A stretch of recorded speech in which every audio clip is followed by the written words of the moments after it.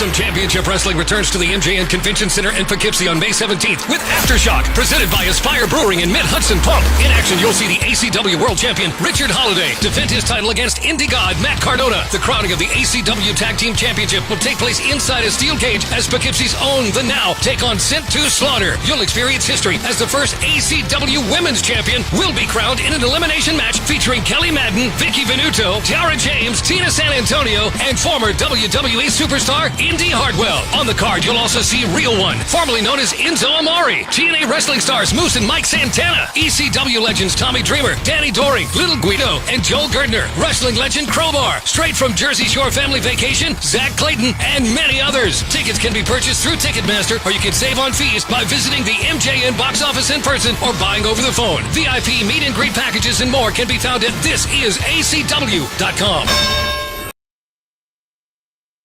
All right, ladies and gentlemen, welcome into a very special WWE WrestleMania 41 predictions panel episode here on BCP Plus. Guys, it's one of our most fun shows of the year, one of the biggest shows of the year. Hopefully we get some Bill Bodkin singing later. We'll see what happens. I am hyped. We've made it. Guys, please welcome back our all-star panel. Join the chat. Let us know who you got. Share the stream. Shameless promo aside, guys, please welcome back the show. Let's start with the OGs. You know him as a BCP OG. He is the editor-in-chief of thepopbreak.com. Hashtag Dad Instincts. The very handsome Mr. Bill Bodkin. How are you, sir? Welcome, Bill. Whoa, whoa. It's WrestleMania. Whoa, whoa. Let's go. WrestleMania. Guys, there's adrenaline in my soul. And holy shit, I'm not Cody Rhodes, but I am Bill Bodkin. I am here, and I told Rob the only reason I watch WWE in the winter is to be on this show. After this, I don't watch it anymore until next winter. Let's go. Wow. Well, Bill, in the chat, Tom Melee saying Bill gets 2 stars. I think he gets 5 stars. So we always have Bill singing, and everyone joining the chat right now, you've missed Bill singing already, so it's pretty much downhill from here. But thank you, Bill, for making the time and catching up on everything for one of our biggest shows of the year. And guys, please welcome back to the show. You also know him from the popbreak.com. He is a BCP OG as well, cooker of brisket, the master of House Wittes himself. You're not worthy, Mr. Matt Wittes. What's up, man? How are you, bro? Hey, yo, let's go. WrestleMania time. They talk about WrestleMania season, and the seasoning's just about done. Time to pull it from the smoker. That's what I was just going to say. When you say WrestleMania season, I instantly think of delicious meats. So we will have, what was it? The hashtag Yeet Meats? Is that what we were calling it? I will not triple entendre that here until somebody else does first. But it's sitting there. It's hanging. Yeah. It's waiting. It's a low-hanging fruit, but it's plump. I just made a triple entendre right there. Damn. Starting out in true WrestleMania fashion. I can't wait. Real quick in the chat, let's take it. Jeffrey T. Fountain, it's Bill Bodkin, the busiest man on the East Coast. I can agree with that. Jeffrey T. Fountain, that guy loves the meat. Yeah, Matt, hey, he makes the best brisket on planet Earth, the best meat, always such great stuff. And if you need your hog smoked, you need to go see Matt. There it is. Oh boy. Thank you guys. Good night. Thanks. It's important to have a proper rub. Oh boy. On the hog. Oh, man. It's late, guys. Oh boy, we are starting up. Reese in the chat. Welcome, Reese. He did a great article on WrestleMania over on BCP Plus. Welcome, Reese. And guys, please welcome back to the show. You know her as an A+ player here on BCP Plus. She's also the host of the Socially Distanced podcast on the popbreak.com. The true Ahsoka, the best Ahsoka cosplay in the galaxy, Miss Amanda Rivas. What's up, Amanda? How are you? Hey, I am so excited to be here because I'm here with you guys and we talk wrestling and it's going to be great. And it's like the best time of the year. And I'm getting ready to go to Vegas and this is how I'm going to kick off my weekend. And I'm here for it. Wow. I'm so hyped. I'm so jealous. Amanda's actually going. You're going to have such a great time. Tom Melee in the chat, Total Tom. Amanda is 5 stars. Big Amanda fan. We love having Amanda here. And then Bob Culture is a duh. Yeah, I'm used to that. All right. Oh. And Jeffrey T. Fountain. A lot of Amanda shouts in the chat. It's my sister from another Mr. Jeffrey T. Fountain, USDN. All right, let's go. Well, guys, there's so much to talk about. It's WrestleMania season. We made it to another one last year here in Philly. We finished the story. There was a lot of things happening. Things have kind of changed. I think overall the build for this, I'm actually very excited about it. I think there's been somewhat of a negative connotation to a lot of the build. I've actually been enjoying quite a bit. I think this is a solid card. A lot of multi-person matches, which isn't always my favorite, but I'm glad that everyone gets my favorite word, an opportunity. Before we get into the match card, guys, real quick, let's talk about, well, one of the elephants in the room, Randy Orton. And sorry, and this is not to start Bill on a negative. I just want to get this out of the I was about to say. Let's go. Well, let's go. go. That's the mental attitude. Let's go. Let's go. He's out of the show. It's great. It's already the best WrestleMania of all time. All right, let's just say what we all are feeling. It's like, first Bill, off, I think the build to this thing sucks. I think it's just generally like last year. We were all chomping at the bit to finish the story, right? We wanted to see what The Rock was going to do. We wanted to see Cody. This year just kind of feels thrown together for me. I feel like it's an okay WrestleMania build. Nothing really grabbing me too much, but when I found out, the thing that sucks here is that no Randy Orton is probably because no Kevin Owens. Kevin Owens has to neck surgery. I think that's the thing that sucks the most. Are we getting a little weird sound audio from Bill? Or is it just me? You sound a little low. You sound a little low, Bill. Oh, okay. You're getting a little, choppy. Sorry, there you go. You're good. It's All Randy right. Orton. There's that it's hand. Randy Orton. It's Randy Orton. He's trolling you. He dropped. It's the voices in your head. It's one of those nice. What a segue. They don't sound like Randy Orton. But yeah, no. I feel like this build has been kind of lackluster for me. Not as excited as you, Rob. But one of my positives is I don't get to see Randy Orton. Although I'm sure he will show up at some point for some celebrity that I've never heard of to take an RKO, and everyone's like, it's the greatest finisher ever, and I'll sit there and be like, well, everyone's laughing at me now. So I mean, it's great. I'm glad there's no Randy Orton. So no match, but an appearance, RKO on some sort of. I think some social media guy, it's a darling, will be on and they'll RKO him, just like that guy who got killed at the Royal Rumble. Braun Breaker. Speed. I love that. I thought it was an indie guy when they're like, get out there. I'm like, oh, this is such a cool way to introduce a new guy. Like, this is great or whatever. But Speed did awesome. They're not going to get over a wrestler. They're going to get over some dude on YouTube. Yeah, for sure. Hey, man. But no, it's that's what Randy will do. And yeah. Well, Total My Tom kids knew who chiming he in was. saying, he's saying, I agree with Bill on Orton. He was not a fan. Wow. Another non-Orton fan in the chat. And Amanda, I'm going to throw it to you as well. Hi, Amanda. There's like Amanda signs in the crowd. What is going? Wow. Amanda taking over here tonight. Amanda, the fan favorite. What do you think about Randy Orton? Does he have a match? Does he appear in some form or fashion? Oh, I think he appears for sure. I think he's going to run in, and I don't know if I want to jump too far ahead, but we're going to see him in one of the matches. I think we'll definitely see him night one. I know we'll talk about that, that particular match, but I think he'll run in, do a little saving on night one, and I think he will get an impromptu match on night two. It will be quick. It will be very RKO, some kind of epic RKO feel, and kind of that. We're going to get a quick something. We're going to get some kind of spectacular RKO moment from Randy Orton because he needs something to do, and that's really what they're going to do. It's going to be kind of rushed, and here it is, and his opponent is going to just kind of get buried on this one. Am I allowed to say who it is, or can I? Yeah, whatever you want. I think it's going to go up. I think it's going to go up against Solo Sikoa. Ooh! Oh wow! That's how and great point. Actually, I'm going to piggyback on that real quick before I forget. Yeah. Surprised, maybe I don't know if he had an injury or something. Surprised he's not getting a match. At one point, we thought maybe it would be Fatu versus Solo. Real quick, I just wanted to say, a low key MVP of this last year or this last cycle. If you want to say that long-term story with the Bloodline Civil War, him stepping into that role from being the enforcer into kind of being more vocal on the microphone and taking that role as the Fox tribal chief, if you will. I thought he did a really great job, and very surprised not to see him at Mania. So you hit on something there, Amanda. Great stuff. I feel like that's what it's going to be, with a little bit of assistance from Jacob Fatu. I think it's going to be some kind of like fun combo where Jacob like feeds Solo into an RKO of some sort. Not bad. Prediction. All right. Matt, what do you got on this one? Do we see the Viper in action at WrestleMania? They've got a lot going on.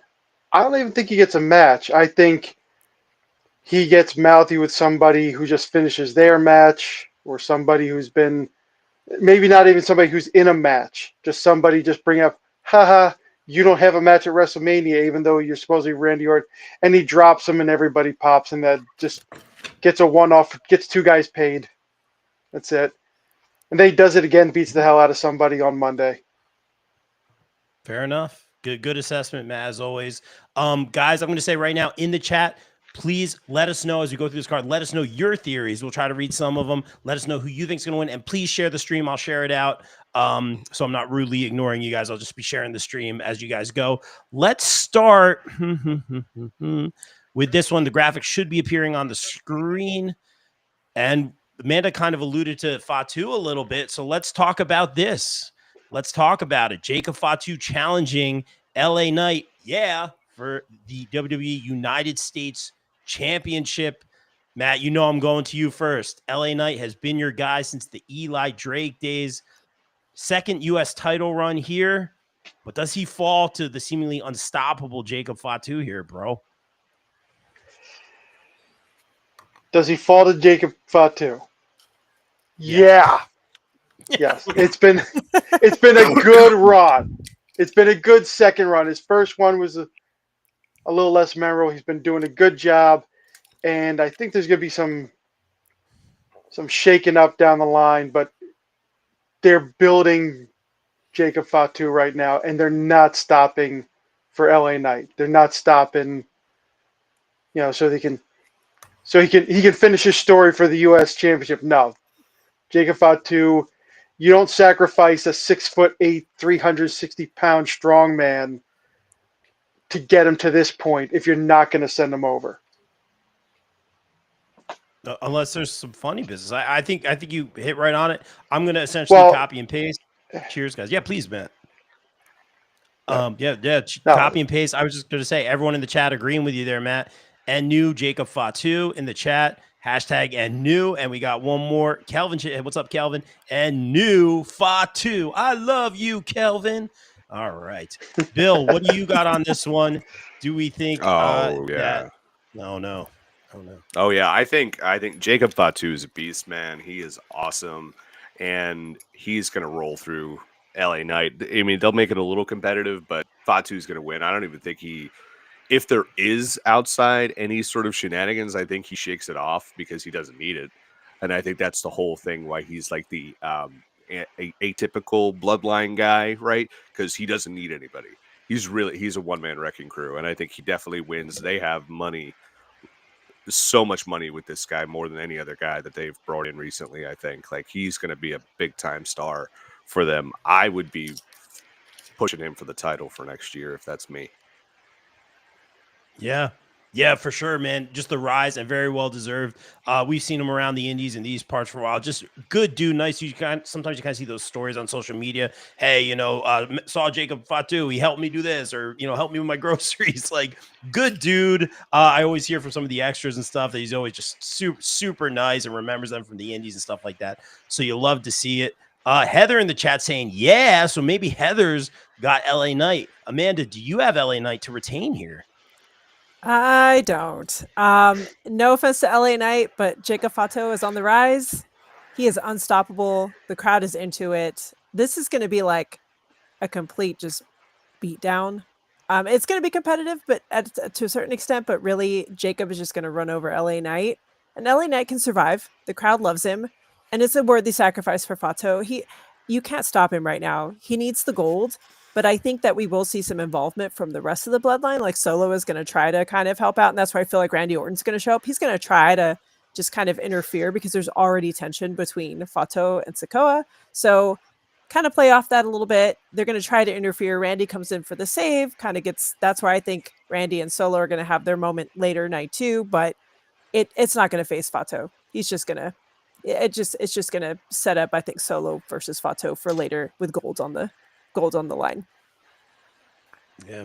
Seemingly all on the same page here. Good stuff, guys. I want to acknowledge, no pun intended, Gina in the chat saying hello, Rob. Gina, this one's for you. Let's talk about it. Damian Priest taking on Drew McIntyre in a Sin City street fight. What does that mean? Are we going to go outside the ring, or are we going to go into Sin City? What's going to happen here? Are we going to throw poker chips at each other? It should be very, very interesting. This build was not my favorite. I'm glad to see these two face each other. Obviously, the history going back to last year's WrestleMania more than anything. This should be a good match, especially because it's a street fight. Should be a lot of fun. Should be chaotic. But the build here, they just beat the heck out of each other every week. Yeah, well, Phil, what do you got on this one? And do you have a winner? Lazy as lazy can get. I mean, you have two absolute killers, and you had nothing for them. So they're like, they fought last year. We don't have anyone doing a street fight. 1 + 1 = 2. Let's just do that. I feel like both of them, especially Drew, deserves a lot better. Drew, you talked about Solo being a low-key MVP. There is no keys here. Drew McIntyre for the first half of this year was the MVP for Fair WWE. point. And I just think to kind of have him in the match that you had, like Karrion Kross and Shums versus the Hurt Business and Bobby Lashley last year, which everyone kind of was like, all right, let's go get some cheesesteaks during that match. Like, that's what they've kind of relegated towards them. I wish they would do something where it's a little cinematic and outside the ring, maybe in a casino, and then it starts. That's not going to happen. This is going to be your bog standard WWE hardcore match. Like, they'll have some plunder around the ring. There'll be a aluminum garbage can, some chairs, kendo sticks, some something that's very Vegas-y, and that'll be it. These guys will work really hard, but I feel like this could have been a Monday Night Raw match.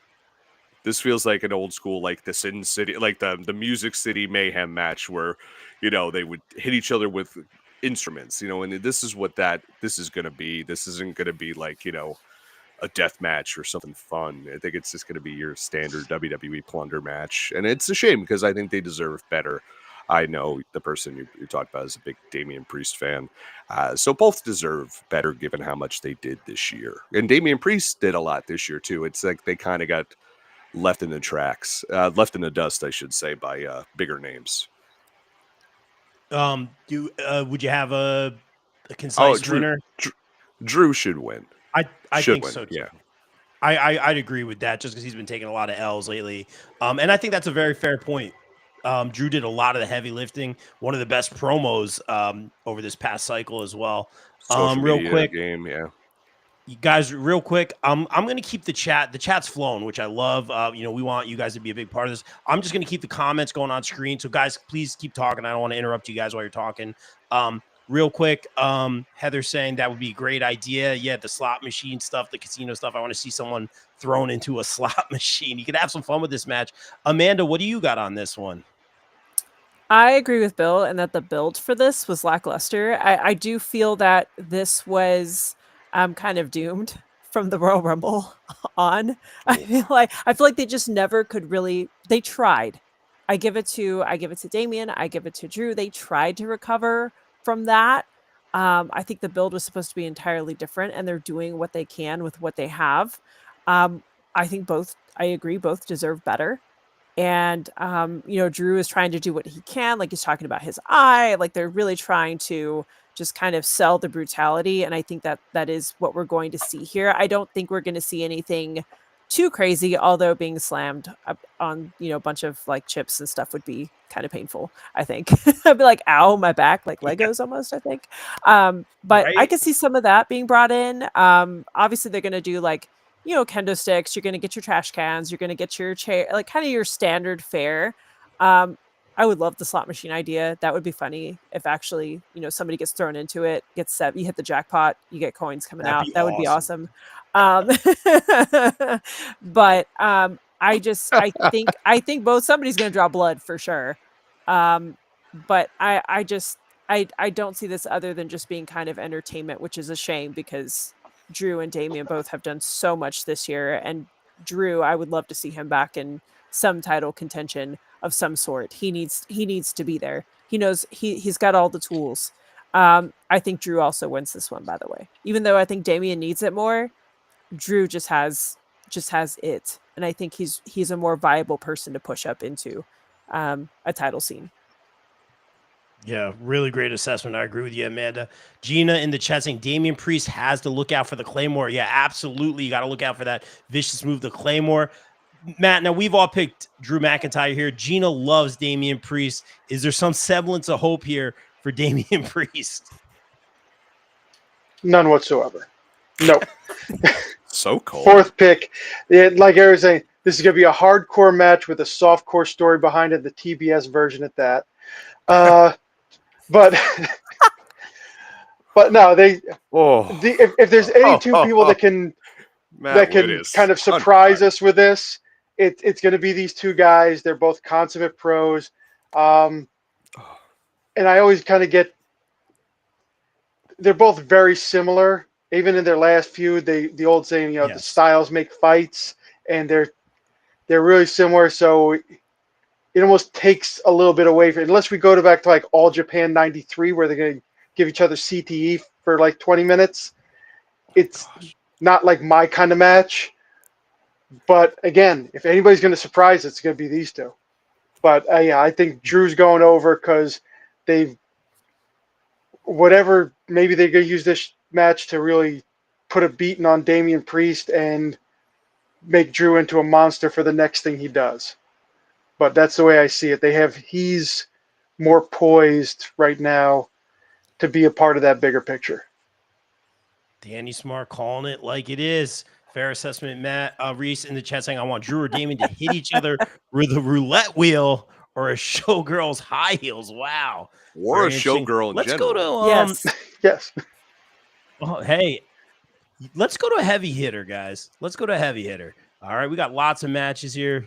Let's go to a heavy hitter. Can you guys see on the screen? The ring general Gunther, who was at the Devils game last, I think, 2 weeks ago, defending his WWE World Heavyweight Championship against main event Jey Uso. This story, it got a little cold after a while. It was great. And first of all, shame on us.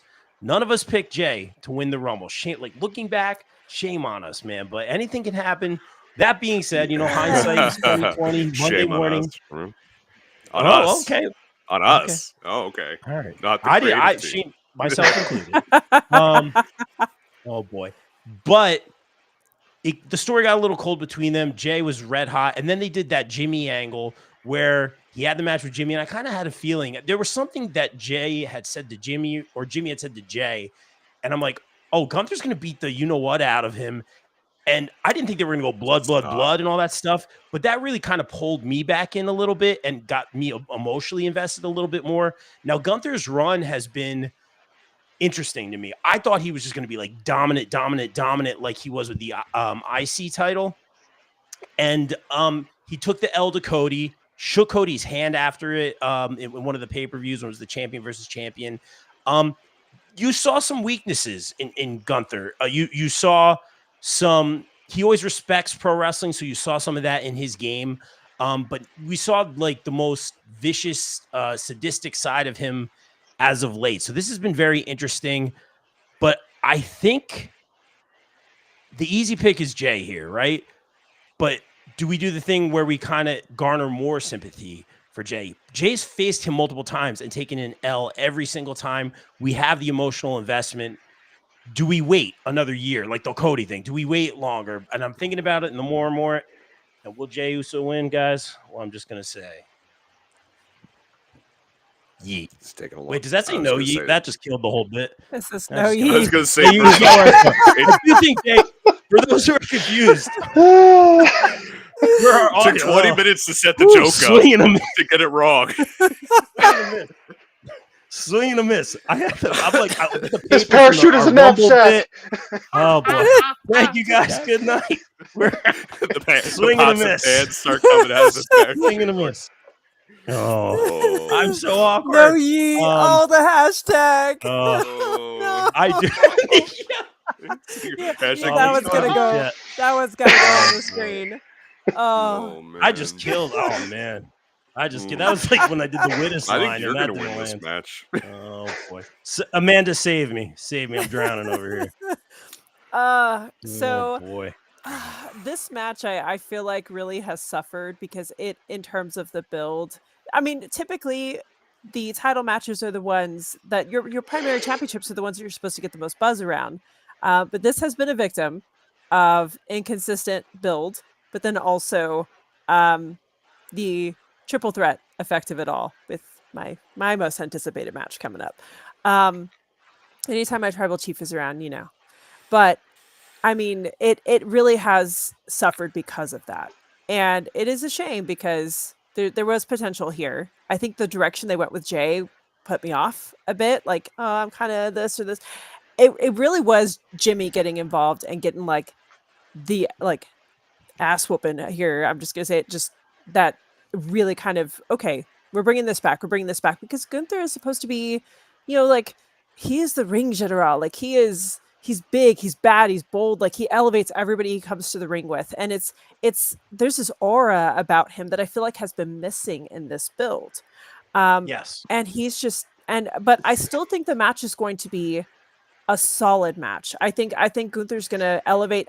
That's what he does. He elevates people, and I think he's going to bring a side out of Jey Uso. Jey Uso's not going to be able to wear a shirt for a while. He's going to be in pain. He's probably going to get the chops of his life, and we're going to see pretty much straight up Matt is getting just ready to see some raw meat that's probably going to get cooked, because it's going to be that bad. I feel like we're going to see Jey take again just beating. He's gonna keep getting up and getting up and getting up. And I think that Gunther's gonna get frustrated. He's gonna make a mistake. I think Jimmy gets involved to a certain extent because Jimmy's got to get a little bit of payback for what happened to him. And I think Jay's gonna win. I mean, if Jay doesn't win, he can't recover. He can't recover from this. Like right now, he's hot. And again, if he hadn't lost multiple times, maybe we could have gotten away with building the sympathy angle, but we already have. We've played that story out. Now it has to culminate. It's now or never. So it has to be Jay at this point. But he will stuff, he will be hurting. He will be hurting going home for sure. Yeah, I agree with everything you said, and that's a great point. Like, how would Jay come back from this? As I'm getting buried in the comments, and deservedly so. I mean, I'll take the L on this one. I will hang my head in shame as Bill, the ECW chanting Rob, you effed up. I certainly did. That bit fell flat. Bill, help me out here, man. Do you see Jey Uso winning the World Heavyweight Championship? Man, this is going to be a lot closer than we think, because I wrote a whole column on Pop Break on how hey, Jey Uso, it makes sense because people hated it, but it's you need a new star. He's essentially the Sandman of WWE. He's got that great entrance. He connects with the people. Then I realized, oh, he's the Sandman of WWE. That doesn't equal being great in the ring. And let's face it, last year's WrestleMania match was one of the all-time worst WrestleMania matches between him and his brother. That was horrible. I don't know if people really care if he's going to win. I mean, they want to eat. They want to do that. But if he wins, if he does win, he's not holding that title for very long. He's going to drop that within minutes. It's going to go quick because they're going to put that on somebody else. And the Usos will be a tag team again within the next 6 months, I think. Because I think some of that, the whole, everyone's oh, Joe Hendry will be his tag team partner. So tired of that guy. Just sign with WWE already. We get it. We understand. Just check out his interview on the BCP Plus. But it's thanks, Joe. Thanks. I just when they put Jimmy back in there, right? I think that was a bit of a test to see what reaction will the Usos get if they come back together. And it was really good. So I think they're okay, the fail-safe here is if we can't get Jay over, we can always get him back with Jimmy because Jimmy's certainly not doing anything right now. And I think they'll be a tag team before we know it. I definitely see there is a world where Gunther retains. But man, I wonder how much people want to save face here. because that's the way you save Jay if he loses, is you put it back with his brother. But I'm going to go on a limb and say Jay wins, but it's a rent don't buy situation with him. That belt will be off him fairly quickly. Wow, a lot of people agreeing with you, Bill, in the chat. Heather saying good points, Bill, and I agree. I don't believe. Why was all this Joe Hendry hate come from? I love Joe Hendry. I just am so sick of like the hype around it. It to the point. It's too much for me at this point. I just see it like every interview is like, when's he going? And it's just like, I get it. He's going to WWE. We know. Because you know what happens if you say his name. Whatever. He's going to show up. He can clean my bathroom for me. Great. Thanks, pal. Like, if you're here, I'm saying you're going to show up at my house unannounced, make yourself useful. I'm doing a podcast right now. We've told the comments have just completely shifted from this match, and I do want to shout out. And by the way, you guys are over the song. Welcome, everybody. Great. Can you send him to clean? Can you send him to clean my house too? Oh my! Listen, if he says he's house calls, I still love Joe Henry though. No, Amanda, just like say his name. You should be there. Brandon might kick him out though. No, that's state. He's just free labor. So I want to shout out the chat real quick before we throw it back. You guys are awesome tonight. We have a great chat tonight. Please share the stream. Stay on with us, guys. You guys are absolutely killing it. We're having a lot of fun here tonight. That's what I was hoping for. So thank you guys in the chat. This has been super fun. Matt, the voice of reason, man. What's going on here? Does Gunther retain, or do we have a new champion? Yep. Once again, make it 4. Yeah. What they've done with this, like I know there's been some inconsistency. If you're not a week-to-week watcher, if you're not all in on it, even if you've missed like months, you've at least got weeks of catharsis that need to pay off with this one. And I'll be honest, a bloody Jimmy being like choked out just out of his brother's reach as he screamed. That was one of the most compelling things I've seen in a long time in a WWE ring, certainly. That guy doesn't lose. If that guy loses, then he doesn't fight another day. He's just a loser. And I think that I'll put a pin in something that Bill mentioned earlier. It's yeet, yeet, yeet, and kind of where do we go from here? And I don't think it's going to go on for very long. We'll get into that later on in the pod here. But it's Jimmy Jay's going over. Whether it's Ludwig, whether it's Jimmy involved, who cares? Gunther can bounce back from this. Jay can't. It's interesting, Matt. The wheels are turning here, and good stuff, guys. Yeah. I don't want to like spoil anyone's theories or anything. I'm gonna say a name because I have a lot of questions about this person and the lack of them on this card. I'll just say this: is Sami Zayn hurt? Is he injured? Do we know? No, not that I'm aware of. So. Interesting. Where is Sami Zayn on this card? I could see him fitting in. He's ginger. That's a disability. Oh, Jesus, Matt. That is Christ. Shooter McGavin over here. Wow. Matt, hot, brother. Well, we got Danny Smart getting some love here. Any of our ginger viewers, go ahead and out yourself down in the comments just now. Go ahead. It's okay. My daughter's one. We're in rare form. Rare form tonight. Oh man, that's how he loves his meat. Reese, that's how he loves his. Yeah. Reese, if you could follow up on that, Reese saying Sammy is her. If you could follow up on that for us while we're doing this, I was like, I thought storyline. Any sort of report. I thought storyline hurt. I don't know about real life hurt. Tyler saying he has time off for Ramadan or something to do with his faith. I don't know. If someone could get me something while we're doing this, because I find it very odd. I've sung his praises. Just again, being a low-key MVP of the long-term storytelling, he fits into a lot of these stories. You can plug him in anywhere. So very interesting. Lack of Sammy, and I'm Matt kind of got me thinking, and I did not want to miss saying that. So, where is Sami Zayn? All right, let's talk about. There was one I was struggling with. I cannot see with my Yeet glasses here.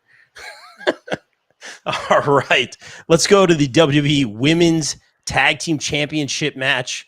We have Lyra Valkyria and Bayley, who ran that gauntlet on SmackDown. Man, what a match that was. That was one of my favorite matches this year. Very impressive against Liv Morgan and Raquel. I'm kind of stuck on this one. I'm having a hard time because the whole Intercontinental Championship-ness of it all. We saw Bayley attempt to beat Lyra Valkyria. You mean how they created 2 women's mid-card belts and they're not being defended on the show? And one of the champions might not even be on the show? Crazy how that works. Yeah, Chelsea. Yeah. But I mean, I want to push back, Bill. I can't, man. I agree. Where's Chelsea on this card? And again, I get it. It's WrestleMania. Like, you can't get everybody. But, man, where's Chelsea on this card? But I'm confused on this one. And that gauntlet match was awesome. Like, I'm here for this tag team. Like, it was something I didn't know I wanted, but they're really good together. Like, I could see them winning this match, but do we do the double champion thing with Lyra? We saw the tension with her and Bayley when Bayley initially lost the IC championship match against her. She kind of stormed off, gathered herself, came back and shook her hand. Are we planting seeds? What's going on here? Also, I could see the champs retaining here and maybe the Judgment Day having some momentum again. I'm torn on this one. Guys in the chat, let us know what you got. Amanda, I'll throw it to you first. Do you have a read on this? Because I'm kind of lost. Again, Lyra and Bayley versus the women's tag team champions. I honestly kind of feel like this was a bit more of a cut and dry for me. I think Liz and Raquel retain. Okay, I do. I feel like I think Lyra and Bayley make a good team. But Lyra has a belt. She needs to get out defending it. And Bayley, I just don't see her sitting in the tag team division for very long. I think, eventually she might get pulled up. Who knows with where the women's division is a little bit. I mean, there's some high moments and there are low moments. I'll put it nicely. And I think Bayley, I don't think she just is someone that can be sitting in the tag team division for too long. I think there's still a lot that can be said about having her go and help out and kind of chime in on some of the other matches in other places. And so I just don't see them staying as a team very long. And I think Liz and Raquel are going to hold on to these belts for a while. That was actually easy for me. That was my initial thought too. It's like I could see them keeping it here because then we can continue whatever's going on between Lyra and Bayley. But that gauntlet match was so good. I want to see them win as a team, just from a storytelling perspective and as a fan perspective, like really, really good. And Lyra's always been good, but she just keeps getting better and better. And I want to kind of be excited about, we talk about those tag teams. I think Bianca and Naomi, and by default, Bianca and Jade did a great job defending those belts, really elevating those belts. I kind of would love to see Lyra and Bayley have that. Obviously, you're going to get the whole IC titleness of it all as well. In the chat, we get a couple. I think Layla turns on Bayley. What's up, Magic? Mike Ferreira. Thanks for checking in. What do we have here? Lila and Bayley need to avoid the Oblivion DDT. Yeah, that Liv's finisher for sure. Matt, what do you think about this one? Yeah, this is a rough one to call. One thing is they have apparently for a while been very high on Lyra Valkyria. They want to keep her going. Like I said, she's getting better and better. The one thing that at least to me, she looks great. She wrestles great. She can talk a bit. She just doesn't seem to be like projecting a lot of star power, like an it factor that's there. Doesn't seem to be pushing. And I think that they're doing it in stages, doing nice and gradual, just warming her up to it. And that's why I think I am going with Bayley and Lyra on this one. Liv and Raquel have been doing a great job.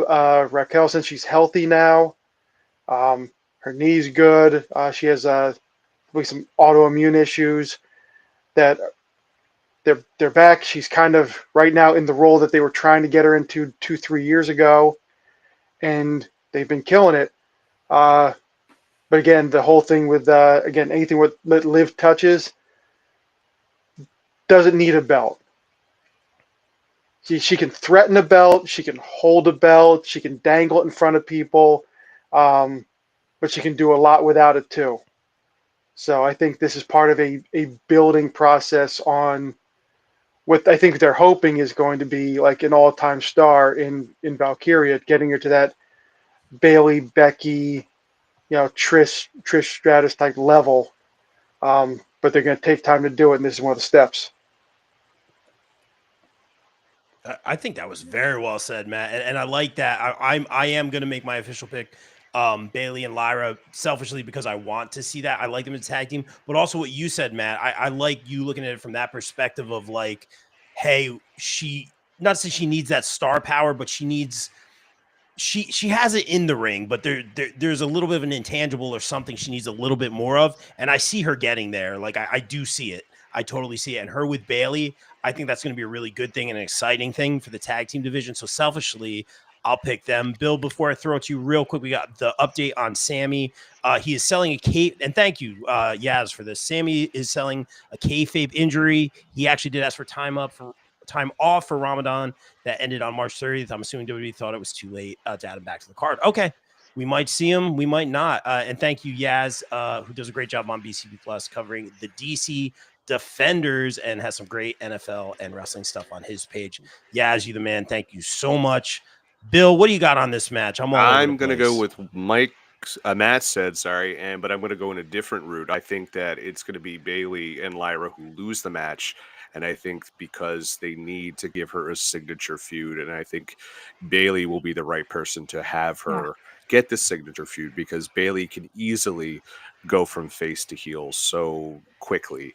I mean, Lyra is someone they had her beat Becky, and I mean that was like helped put her on the map, but also it was like kind of like, ooh, wow, we had this rookie beat Becky. That's kind of wild. I don't know how much it helped elevate her, but it got her to the main roster, and now I think they need to have that second big signature win for her, and I think Bayley in that feud will be it. Whereas Liv and Raquel, while they don't need the belts, I think we are going to see a new incarnation of Judgment Day, and Judgment Day having a whole bunch of gold, I think, is what is needed for this new version, because they are getting a little stale. So to have them draped in gold, I think will be necessary for like their next steps going forward.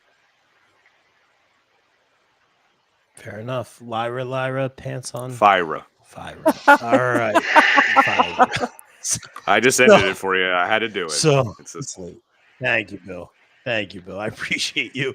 Let's talk about the phenomenal one, AJ Styles taking on Logan Paul. Yeah, is this an easy one for you guys too? Because I'm just going to say AJ is doing his thing. I think he's in that giving back mode. I think he said on CVV he doesn't see himself going past 50. Who knows? Still performing at a very, very high level.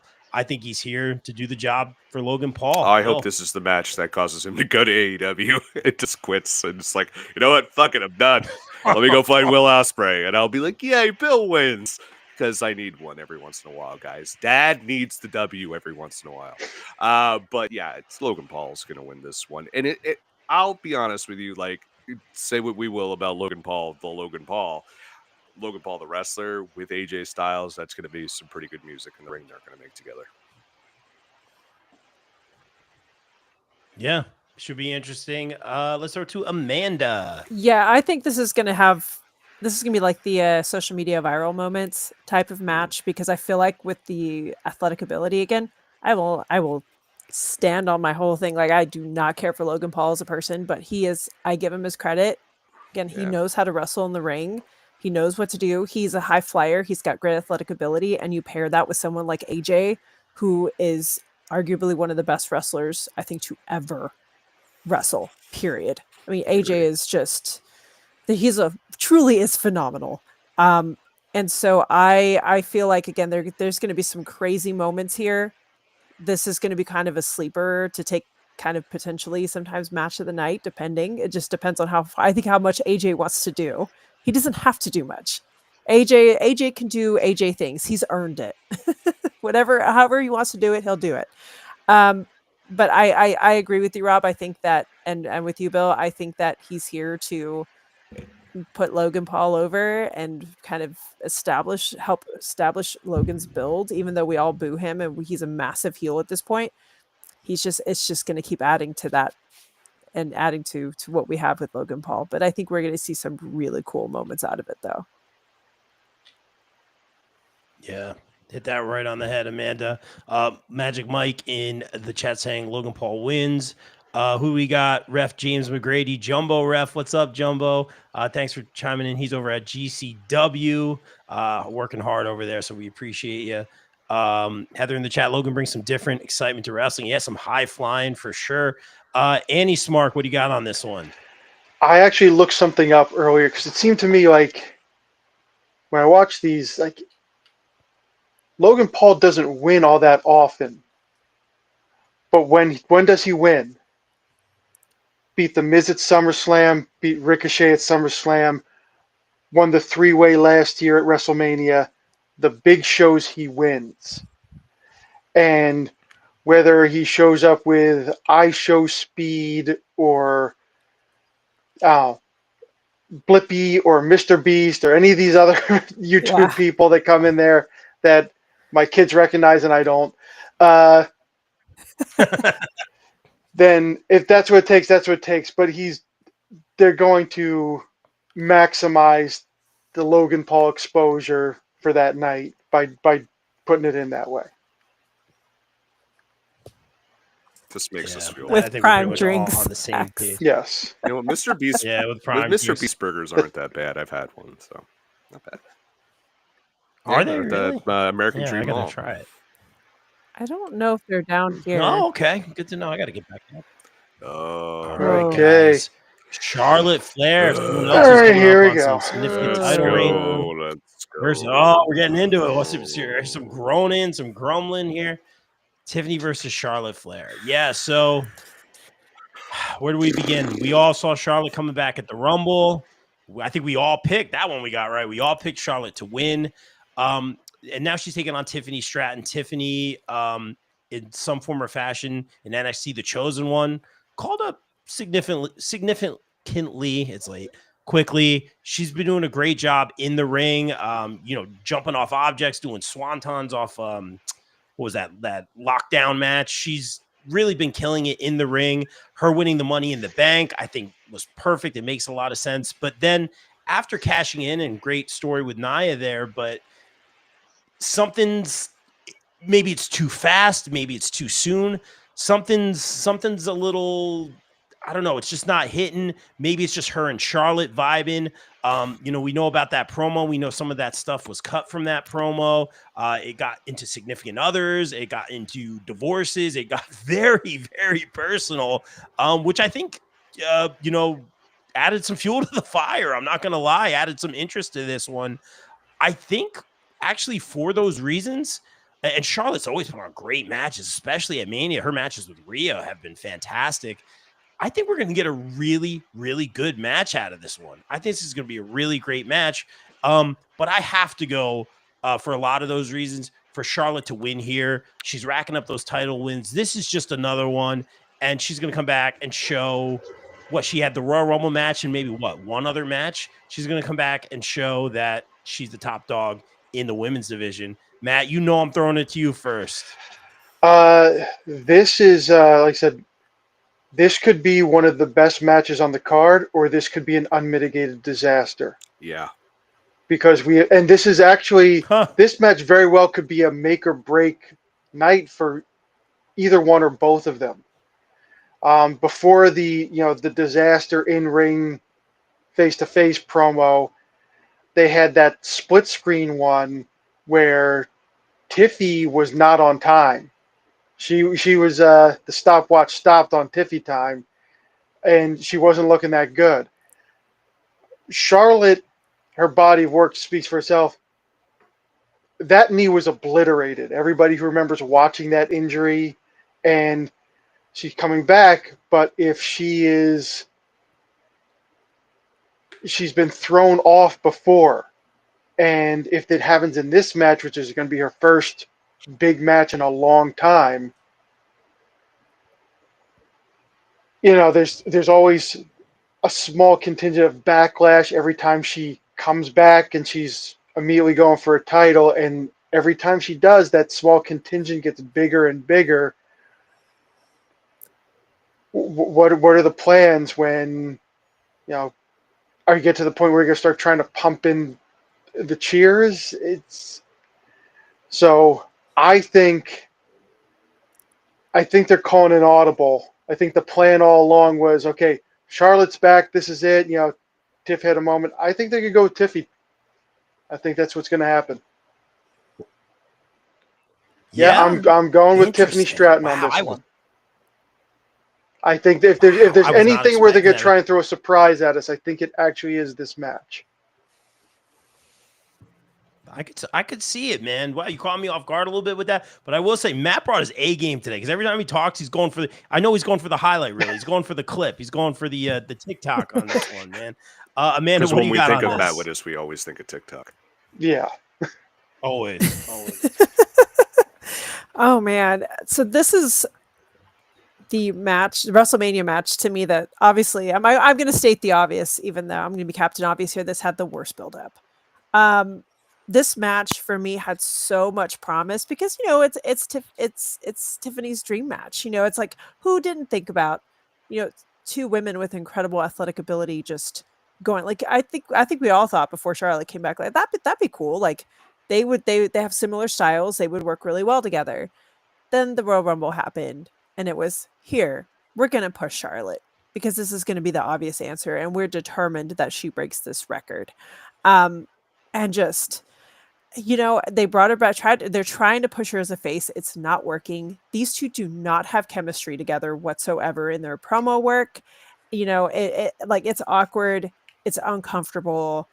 They really could have. What they could have done was go off the real life heat and just let these two go at it. Forget who's face. Forget who's it. Just let the real life animosity speak for itself. You cut the most interesting part out.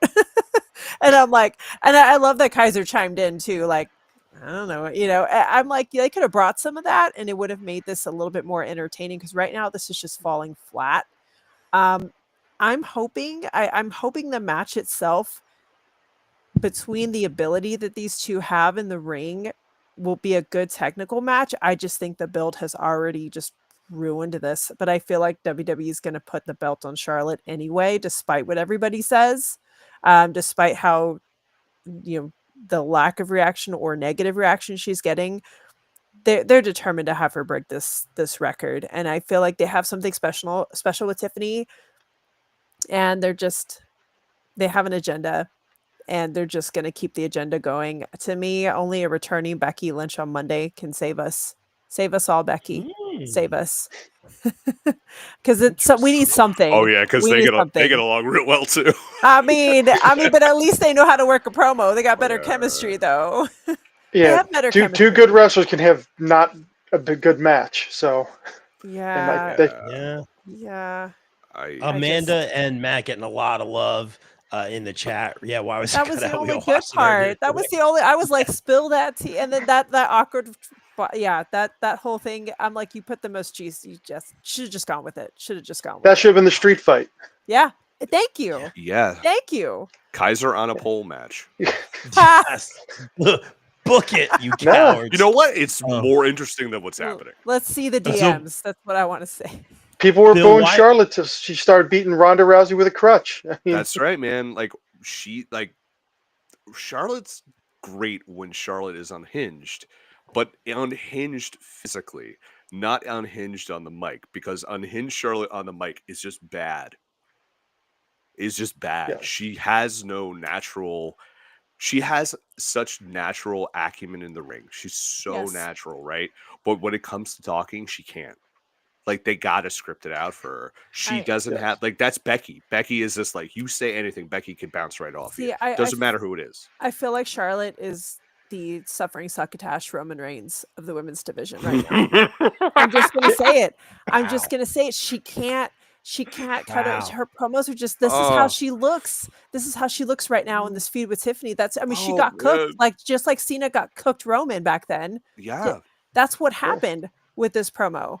It is. And I mean, if you're going to be champion, you're going to break these records. You have to work on your mic skills. Like, go with the realism of it. Yeah. I mean, look what it did for Roman. Look what it did for him. It turned him around. Yeah, even on her dad's like worst days, like when he had people that couldn't work their way out of a brown paper bag, he still made it work because he was Ric Flair. He could do it on the mic, he could do it in the ring. I agree with Matt. I think this has the potential to be an unmitigated, uncooperative disaster. It really, really does. Like, this could be really bad. Like, I was one of the people who was like, you know what, these two in the ring, these two athletic like phenoms like going at it, this could be great. I don't think that's going to happen. I think they're going to go with Charlotte. I would not be shocked if this match, the intros are longer than the match itself, because I think Charlotte's going to get that win because Charlotte has that cachet and that runway especially with WWE, but Tiffany doesn't. And Tiffany can go to Tiffany, I think, is going to go to the back of the line. Yeah. After what happened. I think they are not happy with what's going on. I think she's great. Came on this podcast when she came out and said she'll be champion and she'll be great. And I think she's going to go to the back of the line. And I think they're putting it on Charlotte, whether we like it or not. And whether we like it or not is, to me, the theme of this WrestleMania build. You're getting what we're giving you, whether you like it or not. And I got to tell you, I haven't liked a lot of it. And this one is one of the worst. I think those are all fair points. I'll say this. I think it is actually still going to, despite all this, is going to be a really good match. I think they're going to be able to do, like we've seen in the past many times, they're going to be able to put their different Edge and Matt Hardy, right? But they're going to be able to put on a really great match, but they're going to lean into that. Like, it's going to make it look like they're kind of like getting off script or heated and it gets kind of brawly. They're going to lean into that, I feel like, a little bit, because that's what we're all gossiping kind of about. So there's a big difference there, though. Sure. There's a big difference. Matt Hardy and Edge were doing this for a long time. Becky and Charlotte had a lot of reps together. I don't know if that's in Tiffany's arsenal yet to do that. Good point. Fair point. So I don't know. Fair point. Real quick, we're getting some love here in the chat. This show is awesome. I've been trying to tell people that. Thank you, Heather. Love the different point of views. Yeah, I do too. So much fun. And then Heather, don't get Amanda started, but Heather loves some Tribal Chief. Amanda's throwing up the ones. He's my favorite. That's right. Let's go. It was Damian Priest. He's going to be mad when he sees this live stream. Let's take it to, oh boy, Naomi versus Jade Cargill. Finally heel Naomi. I got to give Naomi some love. The promo that she cut with Bianca in the ring, real tears. I always say, we kind of have that discussion, like, should wrestlers, because wrestling's been so great, win an Emmy for some of the storylines or the acting? And I would say no, respectfully right now, I would say no, because I call it wrestling acting, right? Yeah, I call it wrestling acting. Like, it's its own category. A lot of suspension of disbelief on our part. But for Naomi to have real tears, because there's what is it? The scene in Tropic Thunder, right, where Ben Stiller can't cry. A lot of real actors, they can't cry, and you have to pull from something real to make yourself cry. And Naomi was able to do that and kind of explain the whole storyline that we've been waiting for. And turn and make it make sense. The gear with the police tape, and what is the tagline? Like, I forget her tagline. It's something like caution, do not trespass, or something along those lines. Help me out in the chat, guys. But it's been so good. Jade's been on the sideline for a long time. She came back looking like $1 billion. I think this has potential to be, and I know people have been critical of Jade's in ring. I think this has a potential to be a really fun, really good match. I got to give it to Jade for the redemption-ness of it. Amanda, help me out. I feel like this match has been incredibly underrated. I feel like, the long-term storytelling has been consistent here. I think that, it's not perfect, but compared to a lot of the other women's matches in the division, it's been handled really well. And a huge part of that, I think the main part of that, honestly, is Naomi. Naomi stepped up, heel Naomi. I love heel Naomi. I'm here, like, you know, when you kind of like the villain low key makes sense, you know. And you kind of find yourselves agreeing with them. I'm like, yeah, as I totally feel that one, because yeah, you know, I look at my man. You know, technically, is he a villain? I don't really think so. I don't know. That's up to you to decide. He's just Who's emo. to So, say? It's just emo, exactly. so But it's like that's you feel sad for him, but He's he also emo. annoys you, and you're like, all right, exactly. But that's the whole thing. Is Naomi is doing some of the best promo work that we're getting. Like, I love that she's getting this opportunity to be heel, and I think there's a lot more potential in heel Naomi, that we're just tapping into the surface. I just would love to see her go into it more and more. So I think she's a big part of why the storytelling has been so successful. And in the ring, again, we've seen Naomi step up. I think since she stepped away from WWE and came back, I think you know that there's something to be said about that. And her leveling up her ability. And I think, you know, she's going to be someone that Jade, they're going to put on a great match. I feel like they're going to put on a very solid match, much better than Charlotte and Tiffany for sure. I do think Jade wins here because WWE has put too much. And I also think that it'll push Naomi further down the dark side. I could see Naomi potentially winning Money in the Bank. I could see her continuing to feud with Jade, but I also, if Bianca wins, Naomi's going to be that thorn in her side if she gets that briefcase. And heel Naomi with the briefcase and heel Naomi pursuing Bianca, bring it. I'm here. So I think as much as I want Naomi to win, Jade's going to win because it's just going to further the villain origin story for Naomi, and I'm here for it. True. Very, very good, Amanda. Matt, what do you got on this one, bro? Thanks to Amanda's comment, now I have to look at some of my other picks and change them now. Well, you don't bring somebody back for them to lose the first thing they come back to. Jade Cargill came to WWE so they could make her into a big star, and they're going to do that. Now, is she a little more Sid Vicious than Ricky Steamboat? Yeah. Because once again, nobody else in the world looks like that. Don't do too much and don't do anything you don't know how to do. But as the Dream used to say, he said it with more of a lisp, but that's what the Dream used to say. But yeah, if there's anybody can make up for that, Naomi's one of those people. And like Amanda's saying, I couldn't help but say, like, is it villainous? Yeah, but do you sympathize? Yes, much like when Becky Lynch broke out, when as a parent you realize Professor Doofenshmirtz was an okay guy. It's going to have a lot of emotion to it, and I wasn't even thinking of Bianca, and that's a built-in storyline for the next go around. So yeah,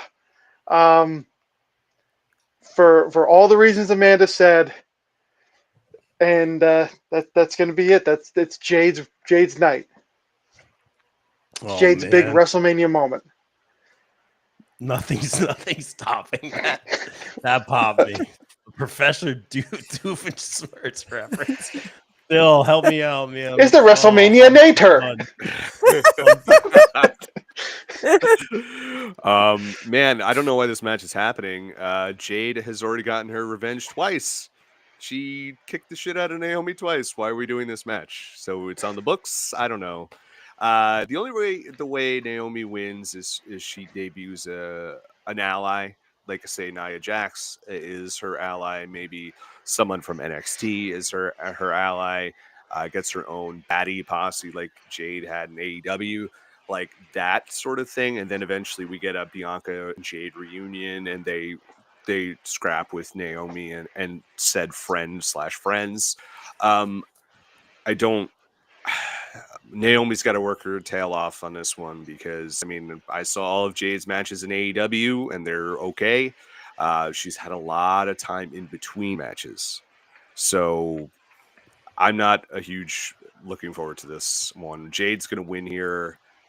but she really has to show out. I know she's only been there. This is her second Mania, but high hopes were hoisted upon her shoulders, and so far the ROI has not been there.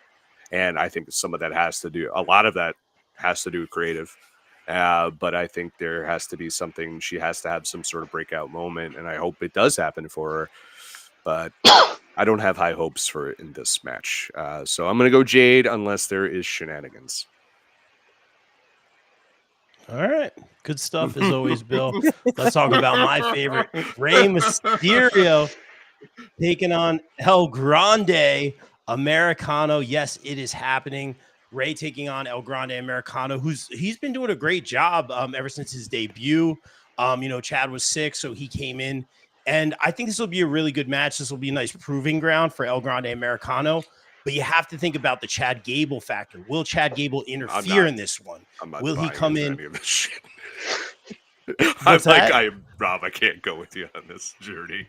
No, give us what we want. Look, Ezekiel and Elias didn't get to be tag team champions. Like, we're missing opportunities. Do not think that Chad Gable is above interfering in the match. I agree. Give me the people have spoken. We want Chad Gable, El Grande Americano at some point. Give it to us, you cowards. That'd be a good match. I'm here for that.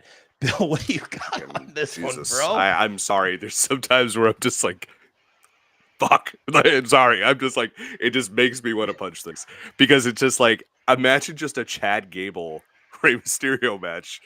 It would be great. I think this match is going to has the potential to steal the entire weekend because Rey Mysterio, one thing he does is he doesn't take off big nights. He comes out and he always comes out wearing something wild. And I think he had great chemistry with Kurt Angle. And we all know that the guy who is El Grande Americano, Chad Gable, is going to be the guy who's going to have a great match with him. I know that you guys are going to go with the story and you're really going to get dad cranky right now. So it's just do you have any proof that he is Chad Gable? His face. Look at his face. How can you tell he has a mask on? Yeah. He's won every championship in Mexico there is to win. I'm actually incorrect. Don't forget Bill, as actually someone who's watched a lot of wrestling from Mexico, I can tell you for a fact that man is an imposter. But I'm just saying this is going to be a lot of fun. Sometimes the silliness is a little too silly for me, but this will be a great wrestling match that Rey Mysterio will win. You think Rey will win? I love that you said that, Bill, that you think this could be a show stealer. Yes. I think I'm going to go the other, and this is my guy, Rey Mysterio. I think he's going to take the L here to propel the newcomer El Grande Americano. No, I think he's going to unmask El Grande Americano, and we're going to see who he. I do think that is what it really is. You're right. And when it is Chad Gable, everyone's going to be like, for shame. Bill Bodkin finally right on a podcast. But he's sick. Yeah. No, I'm telling you guys. I think Chad might still be sick. He had that doctor's note. We'll see if he makes it. I hate everything about this right now. Amanda, what you got? This is half. I was trying to make you laugh. The fun though, in like wrestling, sometimes you need like kind of something like cheesy and fun that people get behind. The crowd is into it, so it's like just let us have our fun, Bill. Let's have our fun. Let us celebrate. I mean, we got a new luchador on the scene, and they just hired 10 of them. Well, you know what? Why did the former Shorty G, remember Shorty G? Why does Shorty G have to go under a hood for me to be like, well, we got a new luchador? You just bought 10 of them. You know what? The other 10? Let Lucha be represented, sir. Let Lucha be represented. They have legitimate guys there that they hired. How is El Grande Americano not legitimate? He's got the accolades. He comes in. He knows how to wrestle Lucha. I'm just saying. I mean, he beat Dragon Lee on his entry. He's pretty good. Impressive. And it's Dragon Lee. It's Dragon Lee. Dragon Lee. He beat the LWO. He beat the LWO. I mean, so many decisions. So, but I really feel like this is the one that's going to be another like show stealer. It's going to be fun. We're going to get Rey Mysterio again. He does not age. We think he does. And for somebody who really shouldn't be moving the way that he moves with all the surgeries this man has had over the years, we're going to get another outstanding show. These two are going to put on, I think they're going to have great match chemistry. This is going to be a lot of fun. Will there be shenanigans? Yes. Will American Made show up? Will LWO show up? Yes. Yes, they will. But I think that El Grande Americano is on a winning streak right now. He's hot. And to keep that momentum going, he's going to win. I think he's going to win. I don't think he'll get unmasked either. I think if they try, we will still not know who is underneath the mask. But I think that El Grande Americano wins, and he's going to continue on his path. And I think maybe at some point encounter Penta, maybe encounter Phoenix. The possibilities are endless with El Grande Americano. That's my fear. My fear it will be endless. Great assessment, Amanda. And I also, Bill, I did want to go back to the Kurt Angle reference. That did cross my mind as well. Is just Kurt and Ray having those really great all-time bangers. So good point on that. Brandon in the chat real quick. What's up, Brandon? Hey, Rob, I'm seeing Power Rangers. I just got the Master Morpher today. You know what? I didn't get I'd love to get the Morpher one day. I got the Red Ranger over here. That would be very cool, though. Matt, what do you think about this one? El Grande Americano, or is Ray winning this one? First of all, I'm really surprised they did not make this a Lucha de Apuesta match, mask versus mask. Because, I mean, rumor has it that El Grande Americano has quite a win streak, quite a record in those matches in his career. It seems like every generation, an unknown masked man, the Midnight Rider, Yellow Dog, Mr. America, and now Grande Americano come in, have a strong impact, and kind of fade away quickly afterwards. And for that reason, I feel that this is going to be like the cherry on top of the sundae of El Grande Americano's run. I think it's going to be short-lived, but this is going to be it, and he's going to walk away with a win at WrestleMania. And then we'll see about Triple Mania next year. But this is his time. Bill's face. Oh, man, that was weird.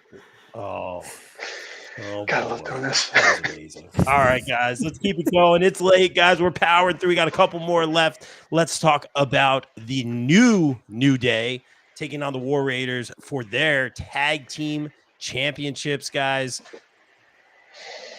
I got to give it to New Day. I think New Day's taking it.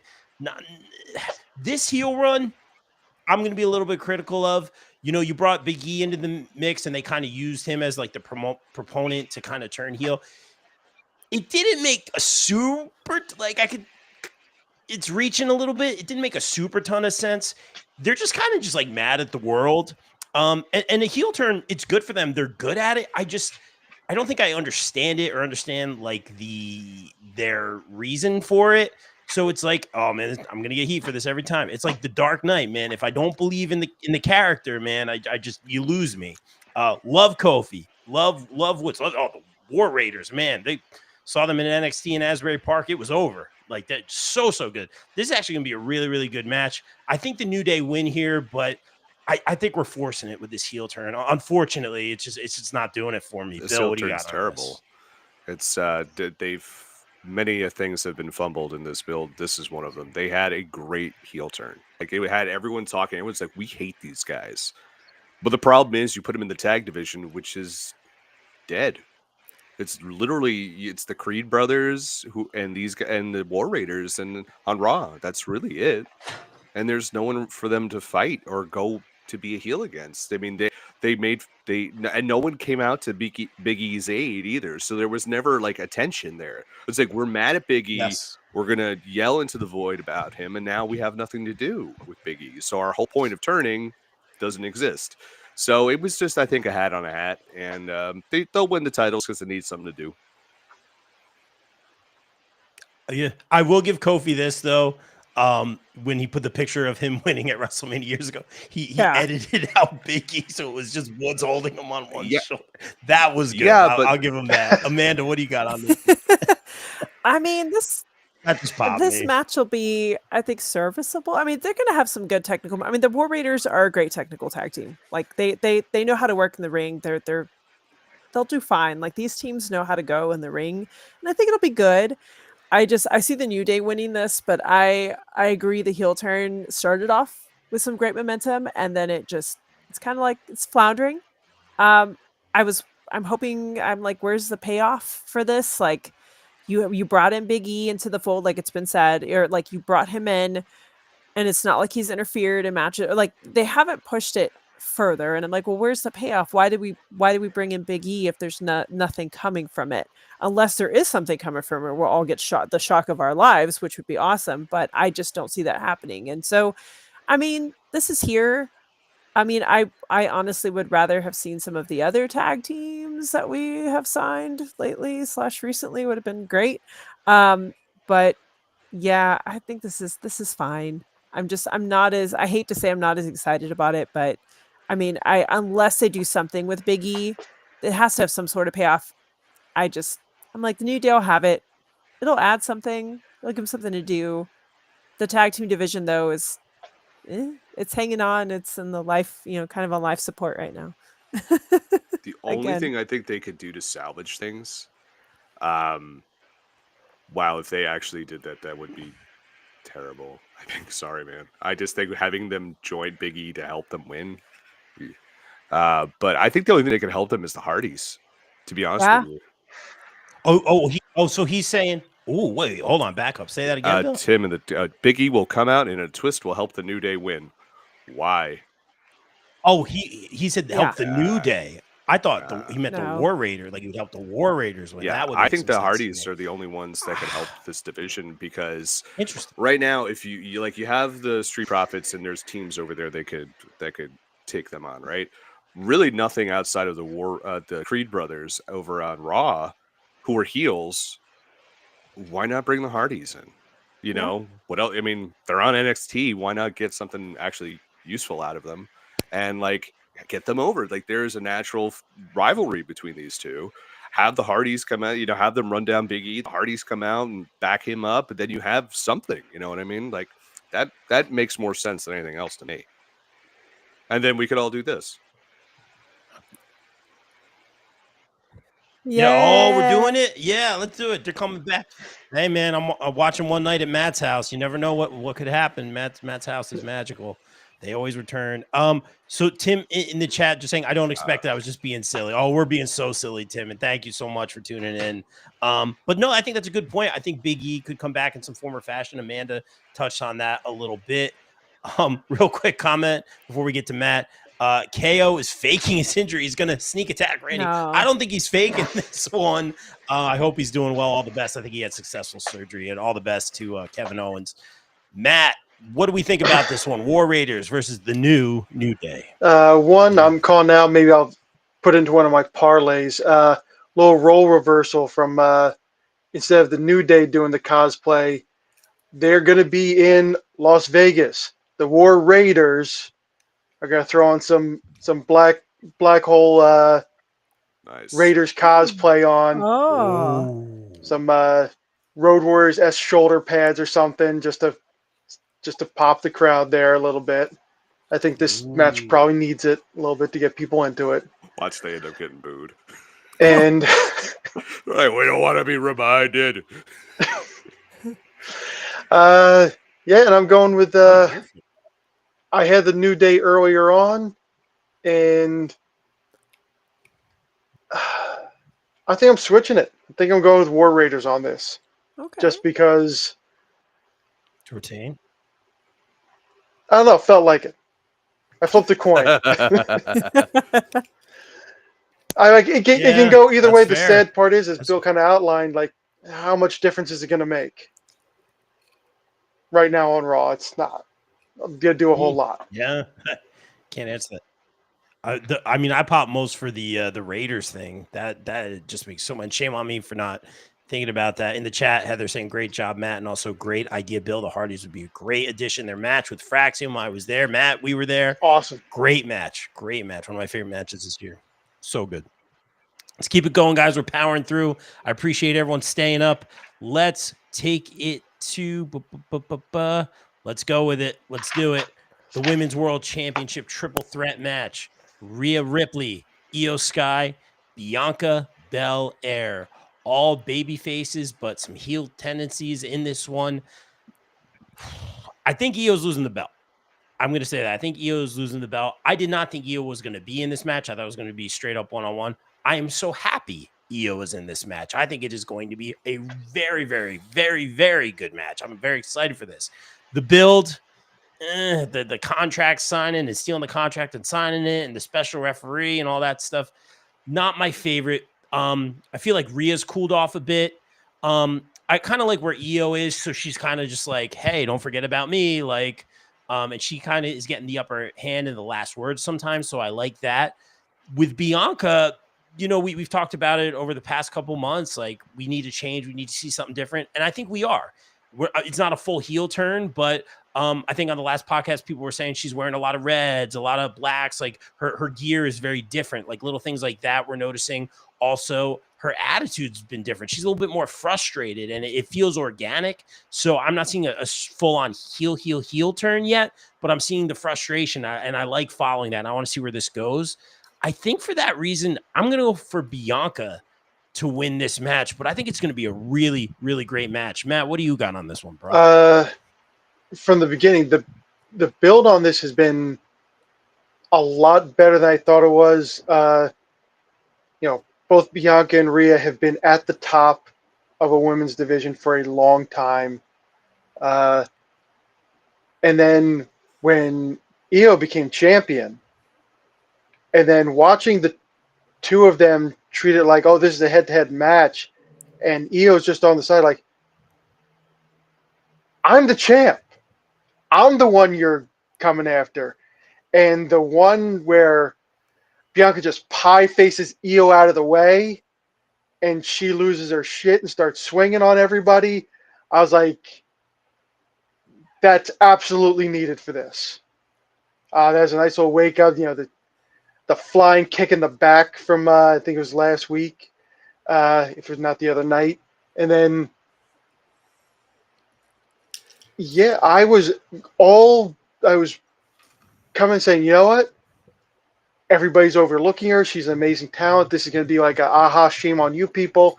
And Io Sky is walking away as the champion. Until Amanda opened her mouth a couple of predictions ago. Amanda. And I know you don't change your answers on the test. You start second guessing yourself. You lose everything. But I think there's more to do with Bianca as the champ with the other things that are going on in the division. Again, I love Io. I remember showing people just little clips of like her entrance in NXT going like, does this person seem like a star to you? And everybody goes, holy shit, that's the most starriest star I've seen that you've shown me on this. Yeah, and she's holding it down. I just don't think there's as much for her in the next couple of months as Bianca. Maybe I'm wrong, but that's where I'm going with it. I think that's a smart choice. Bill, I'll throw it to you. I'm also going to play with I'm going to do some camera switching. So we're going to have some fun production-wise, too. Go for it, Bill. Yeah, I think as you just totally are throwing me off as you're just switching. I know, I was trying to make it you. I think it's Rhea Ripley. I'm going to go with her. I think she's I think she is someone who needs a belt. I think they are trying to make her the Becky Lynch of like their new Becky Lynch. Like, who is the big star? Who is the big female face that can push forward into the mainstream? And I think she's that person. And I think coming out of this, you have to have the belt on her, because I feel like sometimes she gets a little lost when she doesn't have the belt. Whereas I feel like there is that Bianca, like I had my theory of, Jade and Bianca reteaming to go to battle Naomi and friends. I think that could be it. And I just feel like Rhea works with that belt, man. They want her front and center, and I feel like sometimes they took it off of her just to take it off of her. And I just to be like, okay, we need something for WrestleMania, let's take it off of her. And then she wins it back, because I feel like the crowd wants her to win it. And I think you're going to need, especially given it's so close to my face right now. It's like, it's so my face. Keep us on the Brady Bunch, Rob. I'm like looking at myself. Look, we work very TV I'm like, here. We work very TV. I'm sorry. Yeah, I'm you trying. don't start working TV in the middle of the production, man. You look great. Thanks. You look great. Don't moisturize. I'm sorry.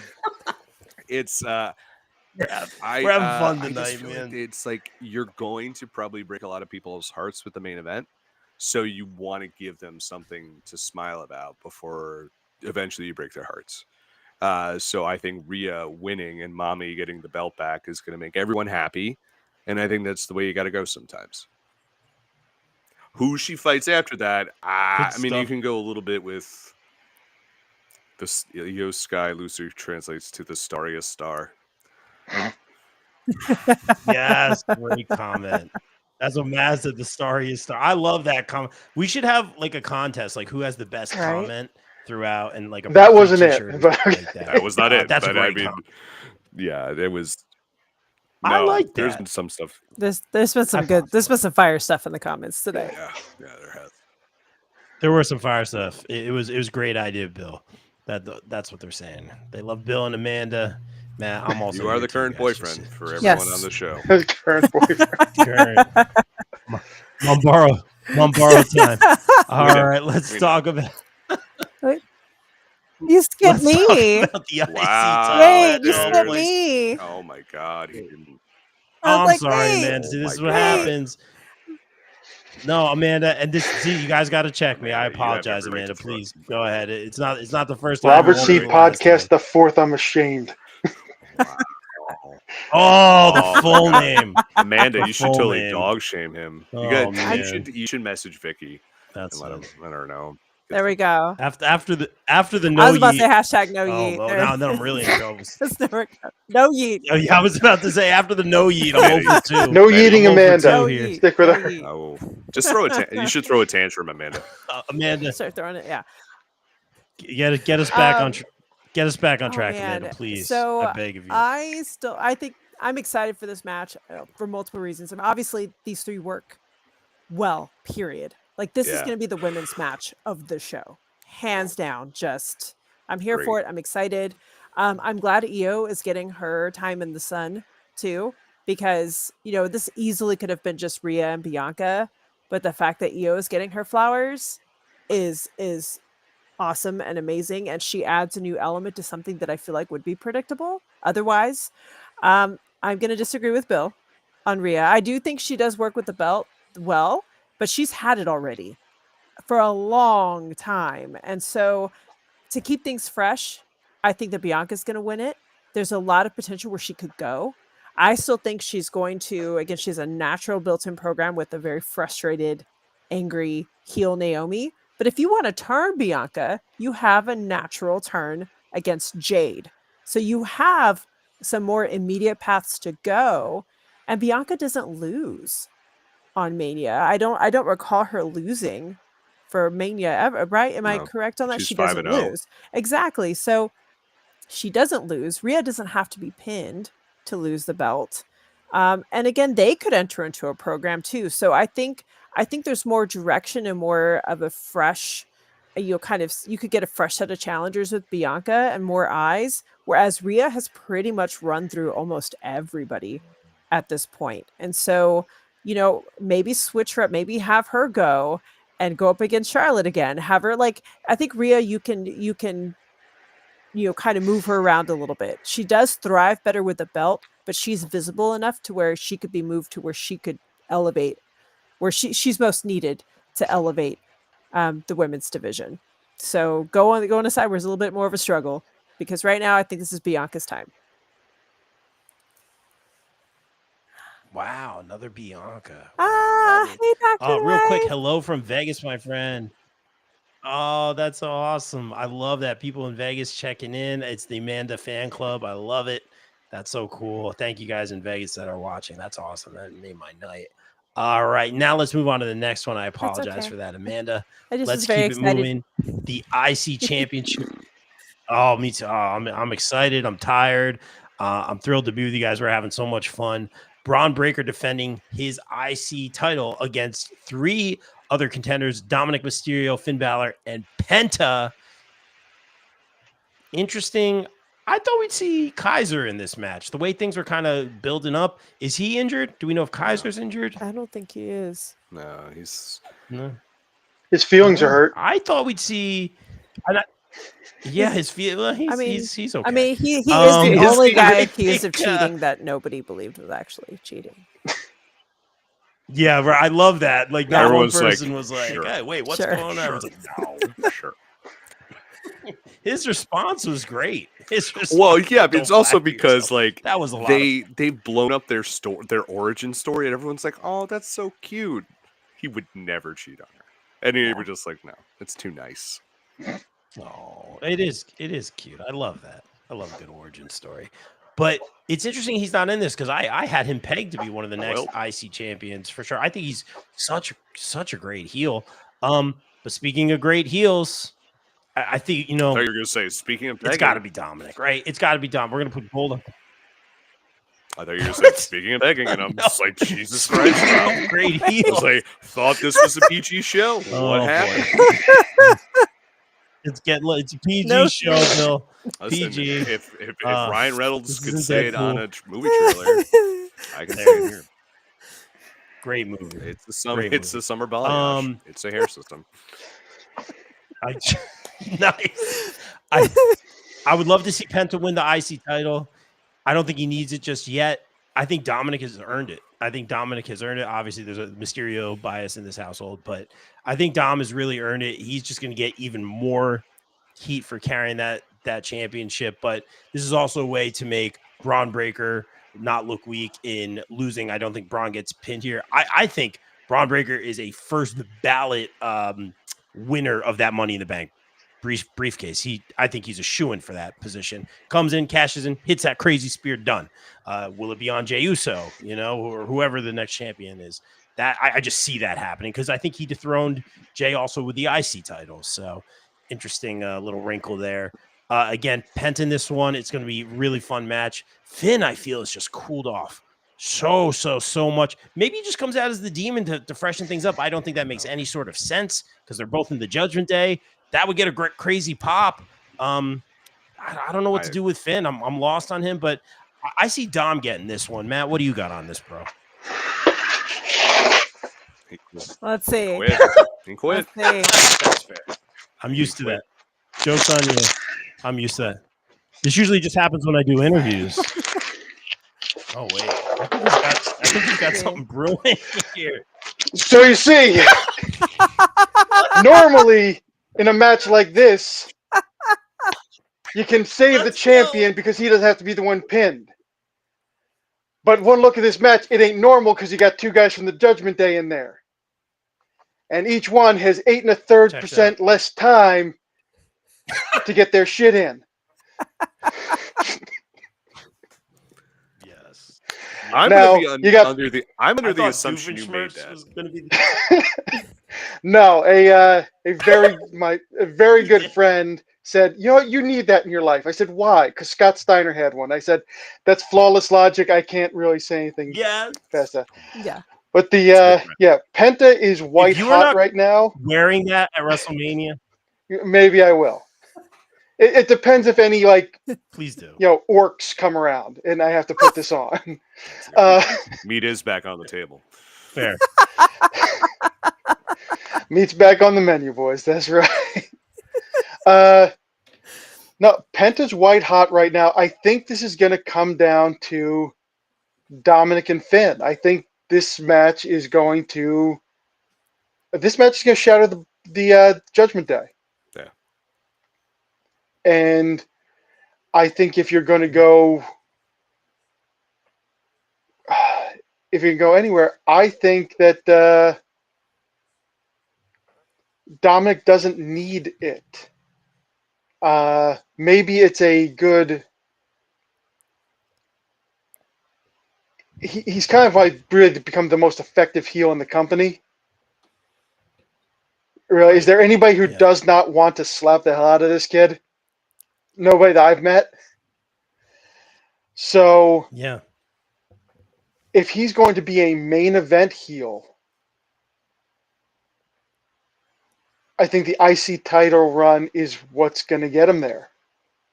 I was getting real close to saying Penta because that way the two members of Judgment Day can blame each other and fracture it that way and do whatever they want to do. It preserves, it preserves Braun Breaker for what's coming next, which is pretty much, being a lightning fast 240-pound no yeet. Is it going to happen in the next couple of months? I see that coming.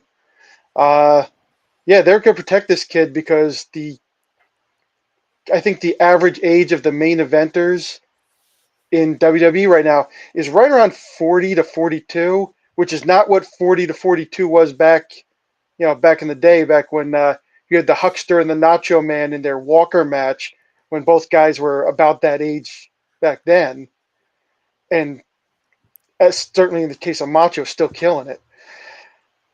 But yeah, he is going to be their big badass for probably a decade to come, and it's starting very soon.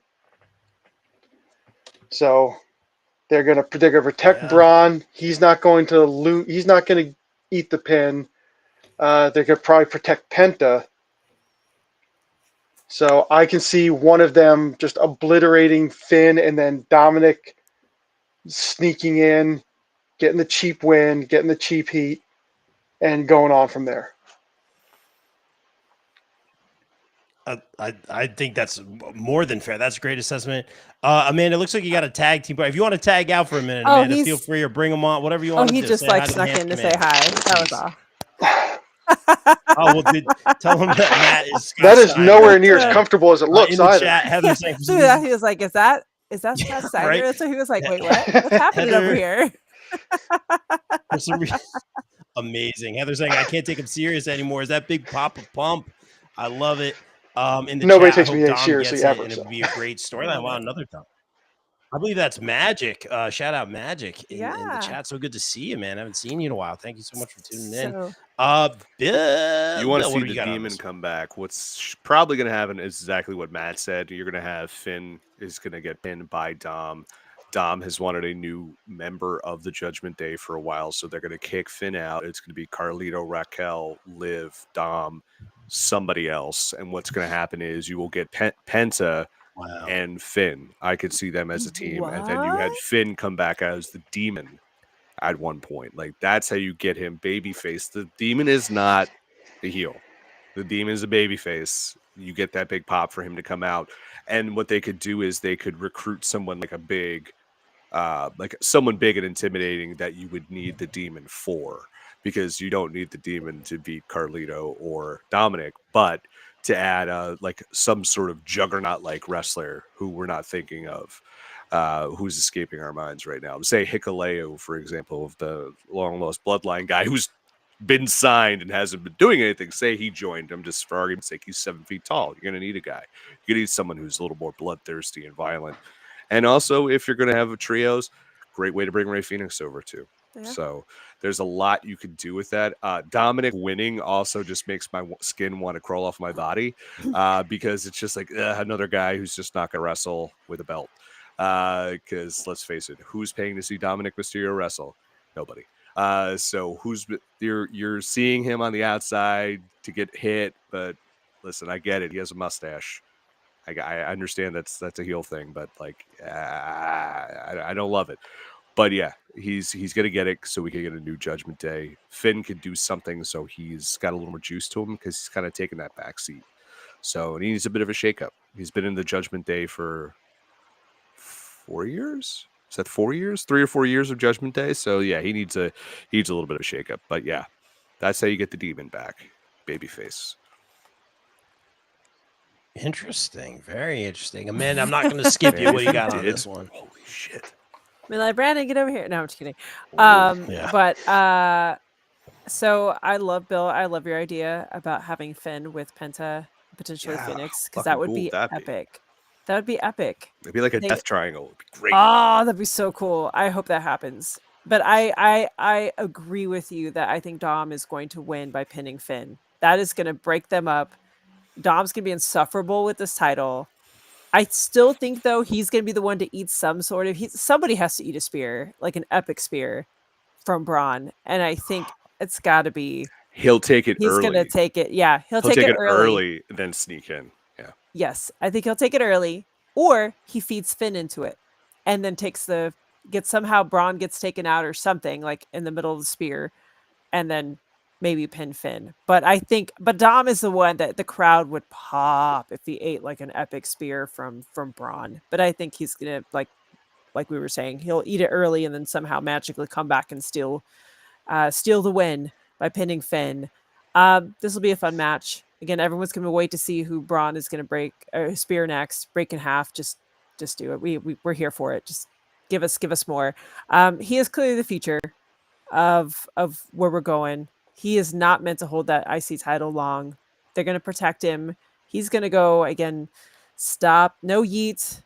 And it's going to be glorious because you cannot stop Braun right now. He's it. He has all the tools. It's going to be epic. And we're going to watch the rise and it's going to be great. I just really want to see him and Jacob one day. That's all. Because no ring would survive that. That would be cool. That would be Heck yeah. Oh, man. All right, guys. I think we got a few more left. Let's start taking it I home. think you have to give this to Amanda. Well, Amanda's tribal chief, Roman Reigns versus CM Punk versus Seth Rollins. The Paul Heyman-ness of it all. I think Heyman should be on the poster. Did they just try to make Roman extra dreamy on that poster? I mean, like they're just like, let's really gloss him up, guys. Let's really shush him up. My brain stopped for a dreamy. second. It's good. Brandon's downstairs. Don't pay attention, honey. And CM Punk looks blind. Well, he does look a little extra CM Punk dreamy. looks blind. Oh, Just like they just whited out his eyes. I'm like, I wasn't looking. I have to go back and look at the poster. He's bewildered that he's finally got his dream bill. Somebody did him dirty. There's a little bit of a Michael Bisping quality there. Because Seth Rollins doesn't look bad. He looks pretty good too. And then you have CM Punk. It's like the Three Dragons, you know? He's like the derpy dragon. Derpy dragon. Oh, I think we need Paul. King Ghidorah slept on one side last night. Oh, I understood that reference. Oh no! I don't know. Matt's I think won. Matt's won the year. Oh, he did. He's won the year. Yes, I concur. I concur, Doctor. Interesting how this all came together. You could definitely make a match for Seth versus Roman for many reasons. Seth has just kind of been talking about Roman when everyone was trying to join him for Survivor Series, so that all ties together. Obviously, the history with the Shield. There was a callback to that on Raw. But the CM Punk of it all, the Paul Heyman of it all, has made it interesting. We kind of thought we would know what the favor is. And I like the way they addressed it on Raw this week because Roman obviously upset. You know, he's like, tell him no. Obviously, Heyman says he's going to manage Punk for this match. It's a very interesting wrinkle and everything.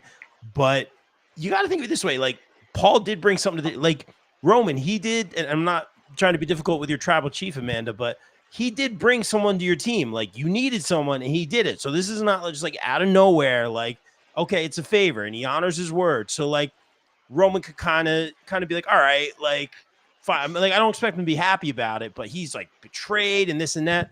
But they addressed that kind of on Raw this week. He said, hey, like, I didn't need anyone on my team. I didn't need it, you know, and now you're doing this favor. So I like the way that played out. And then he shoves Paul Heyman down. Just Heyman's facials. Sometimes they're too much, but it works. You know, for wrestling, it is gold. It's so fun.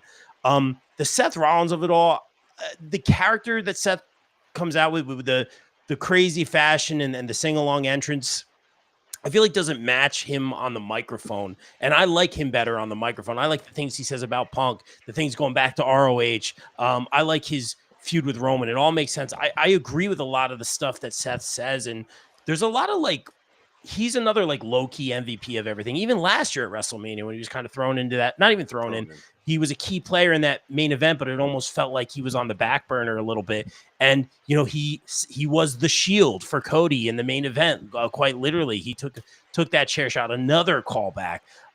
So I would love to see Seth win this one for many reasons. I know there's a lot of theories. Maybe you guys have it where Heyman joins up with Seth. I don't see that personally. The way I see this playing out, I see Heyman helping CM Punk, or CM Punk getting the win here by having, and I'm not saying like hook or crook or anything like that, but with Heyman, and that just kind of continues to rub Roman the wrong way. And I know that's not like super exciting or anything, but I think Punk is the next guy that's going to challenge Cena, because Cena hasn't really had much going on. He had 30-something dates. He's not really wrestling. I think they're going to be very, very select few opponents. I hope Joe Henry gets that match with him on a side note, but I think CM Punk wins this one. Bill, he's not coming over. He's not. Why is Joe Henry cleaning everyone's apartments? I own a home, sir. I don't understand.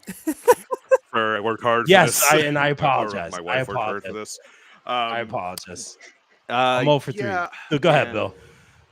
So there are theories. I'm going to let Amanda run with the theory that you told me yesterday. So Amanda, so you go with. I don't want to take what you had because it's not my original thought. Is I also don't give a shit.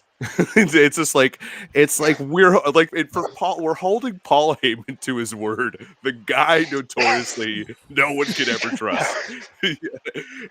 So, I could see it on your face when I came. I'm just like every ECW shoot interview that ever exists. He didn't pay me. He said he was. You know what I mean? Like so.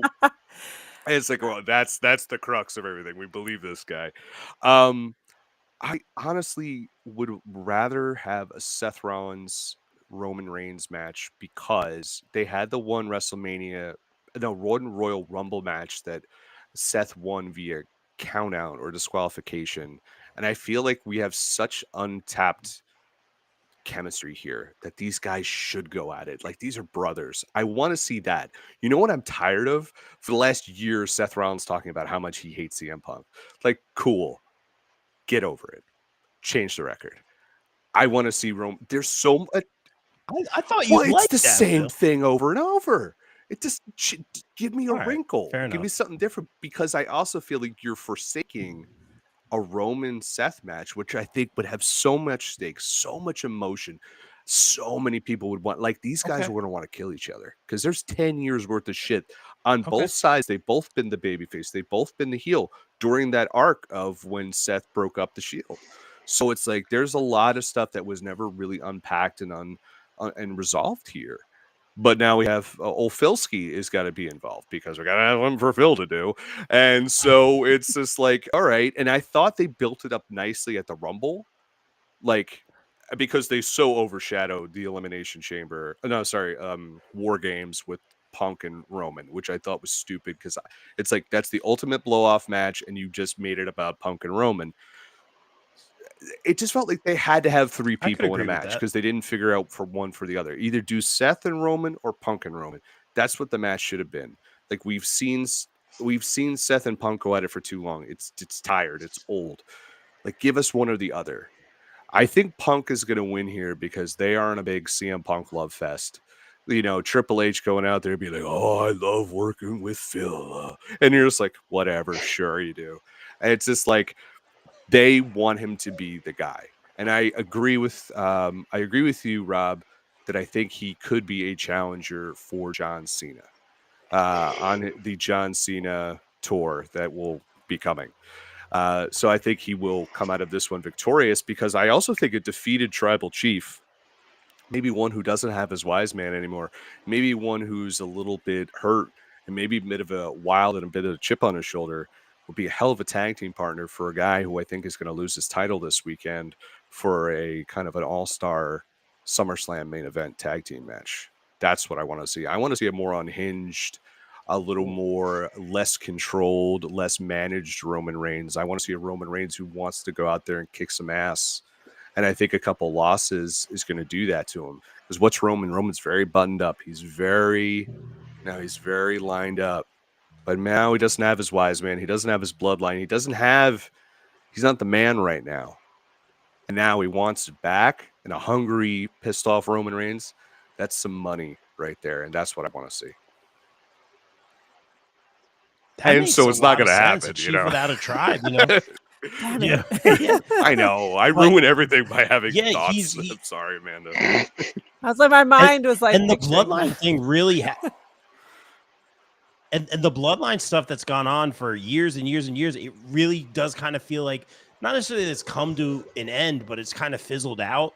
Like I thought the solo Jacob Fatu was kind of like the next step in the story. And Roman's rolling pretty much by himself, especially now that he doesn't even have Heyman, a chief without a tribe for sure. That's an interesting little subplot there, Bill. I like that a lot. The more I think about it, Amanda, I'm going to throw it to you because I'm very excited. Bill set it up for you, so spike it down. What do we got? We are his tribe. He has a tribe. It's us. It's us. You're welcome. Yeah. The real tribe is the friends we made along the way. Exactly. That was for you, Bill.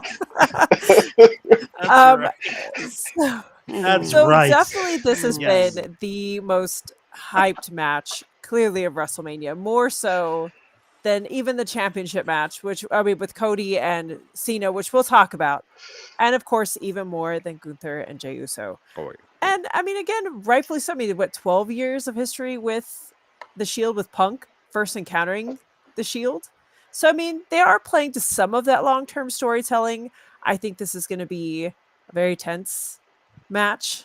I think, again, like that moment, which I will never forget, straight up like National Geographic, with like Roman staring down Seth, was iconic. I think we're going to get some more of those like fun shots. This is going to be very personal. I think Paul Heyman is a red herring, first of all. I don't think that he is. There's such a focus on Paul Heyman, just almost out of nowhere. Like everyone's fighting over Paul, and I'm like, Paul's a little bit of a distraction. And I don't think Paul is going to turn on anyone. I think he's just going to be like, you know what? He's going to be pulled in one direction by Reigns. He's going to be pulled in another direction by Punk. And he's just going to be like, you know what? I'm out. And I think he's going to leave both of them. I think he's just going to walk away and just walk off like, no go. Now, I think Rollins will pick up the win here. I hate to say that, as much as I love my tribal chief. I think Rollins is going to pick up the win here because he said something that sounds a little bit like what Cena said, a little bit about what's best for business. And of course, as we know, there's still unfinished business between the final boss and the OTC. And of course, there's the third. Remember, Roman held up three. I mean, not Roman. The Rock held up three fingers. We got two. Travis Scott doesn't count? No, he just knocks out people. he just takes out champions. He stands strong. But, I mean, Rollins turning to get everything that was promised, to do what Cena did. He's already stabbed Roman in the back once. He's gone corporate before. He's the one who needs this more than anybody else. And he hates Punk. We all know it. We all hate it. Why not make a deal with the devil? Why not? To get revenge on Punk, just to knock him out. And of course, to continue to torment your Shield brother. I think we're going to see Rollins pick up the win with a little help from The Rock. And of course, that's going to feed fuel to the fire for Roman. It's going to get Roman off TV for a bit, because I'm sure he's probably going to go back off. I don't know what his schedule is going to be like, or I don't know if there's any insight on that. But I think we're going to still get a continued build. I think we're eventually going to get the final boss in Roman. It's going to happen. But if we don't get that, then we will get the Seth Rollins Roman Reigns match that was promised. But I think that that's where it's going to go, and it's going to somehow cut out CM Punk at a certain point. And Punk will go, I think, towards Cena or go in a different direction. But I think Rollins is going full heel with The Rock's help here. Paul Heyman's just a distraction, y'all. Wow, I'm processing that. Interesting. And you know what? I can't remember what it was. I think I watched yesterday or today that segment on the ending of Raw. And there were a few things that Seth Rollins said that I can't remember what it is, but it just kind of made me go, that's a callback to something. And also he's he's almost like that. I always talk about like the convenient character in the movie, right? And he's always kind of like, see, like Roman, you should be mad at Paul, and like he's kind of like egging them on against each other. And why wouldn't he be? He's facing them at WrestleMania, but that's really interesting, Amanda. I gotta he's let that ultimately the marinate. architect. Yeah, he's the love it. All right, well, we'll go from the architect to the anti-smart. What do we got? You both put way better thought into this than I did, because I'm sitting here thinking about like rumors of, just Seth stick around for another year or two and calling it a career. Let's face it, Roman is a designated hitter at this point, and CM Punk is a relief pitcher. I don't know how many more fastballs he's got left in him. At least not without having to, get patched up again. Seth is reliable. Seth doesn't stop. And when he does, he comes back as soon as he can. But ultimately, this is night one. I feel like they're going to send as many people as they can, home happy. There's a lot of people who want Punk to win, for Roman to win, for Seth to win. The people who want Roman to win, they care less about Punk than they do about Seth. The people who want Seth to win care less about Punk than they do about Roman. I think it's going to be Punk. Just because, hey, that whole thing he was talking about in on YouTube interviews for years of, I never got to main event the WrestleMania. I held the belt for over a year, but I didn't get to main event WrestleMania. And people did cry for him for years, and they hated anybody who they hired instead of Punk. All right, there's the one. You got it, and you win, and that's it. If you fall apart tomorrow walking down the stairs, okay, we got that out of you. And like I said, they're going to send people home happy on night one. What a segue. It's like you've done this before, man. Well, let's get to it, unless I'm going to get yelled at by somebody. I believe we got everything, because I'm about to take us to our main event of night 2. I think we're good. Well, it's going to be heel John Cena. You can see him now taking on the American Nightmare, your undisputed WWE champion, Cody Rhodes, in the main event. Guys in the chat, thank you for staying up. We're hitting our times here. You guys are doing great. Thank you so much for staying with me. Main event time, the heel turn. It's been very interesting, but we do not have that connection to The Rock. We do not have an answer to why The Rock. What Amanda alluded, what is the 2? It's not a piece. It's a backwards 2. Like the 3 was John Cena's 3. What is the 2? Is it a Viper? Like, I don't know. I'm reaching here. Like, what is the 2? What's going on? It's Meatball Subs, Utah. Give me 2. I'm trying. Maybe that's it. I got nothing. On the other side of the pond, this means something very different. Nigel McGuinness will tell you all about that. Yes, yeah. Ask Nick Aldis about it. He doesn't work on Sundays. Matt, I'm going to throw it to you first, because you got a nice little segue there. I feel like you're alluding to something. I think this John Cena stuff is very interesting and different, and perhaps needed. And I'm also going to throw it to you first, Matt, because Ric Flair's been your guy for years and years and years. You legit have the robe. You got the autograph. I think, man, he has that record. Does John Cena break your guy's record here? I think that I certainly think sometime between now and December he does, because turning John Cena heel, It's like, okay, all bets are off. We're going to do everything that we're going to plan on doing. We're going to do it in the next couple of months. But it's a long way to December, where he has that final match, most likely with Randy Orton, because how the hell can you not? I can figure it out. How can anybody besides Bill choose? Nope. And I have an actual way. Okay. But I think that, as people have mentioned earlier on, a a year is a nice long run with the belt. Go from WrestleMania to WrestleMania with it. Cody finished the story, and now it's time to start a new story. And him losing the belt here makes Cena that mini boss, if not final boss, where okay, he's got the belt now. He's gonna lord it over everybody. He ain't showing up a whole lot. But that frees up Cody to do other things, like go after whoever screwed him out of the title on that match that night.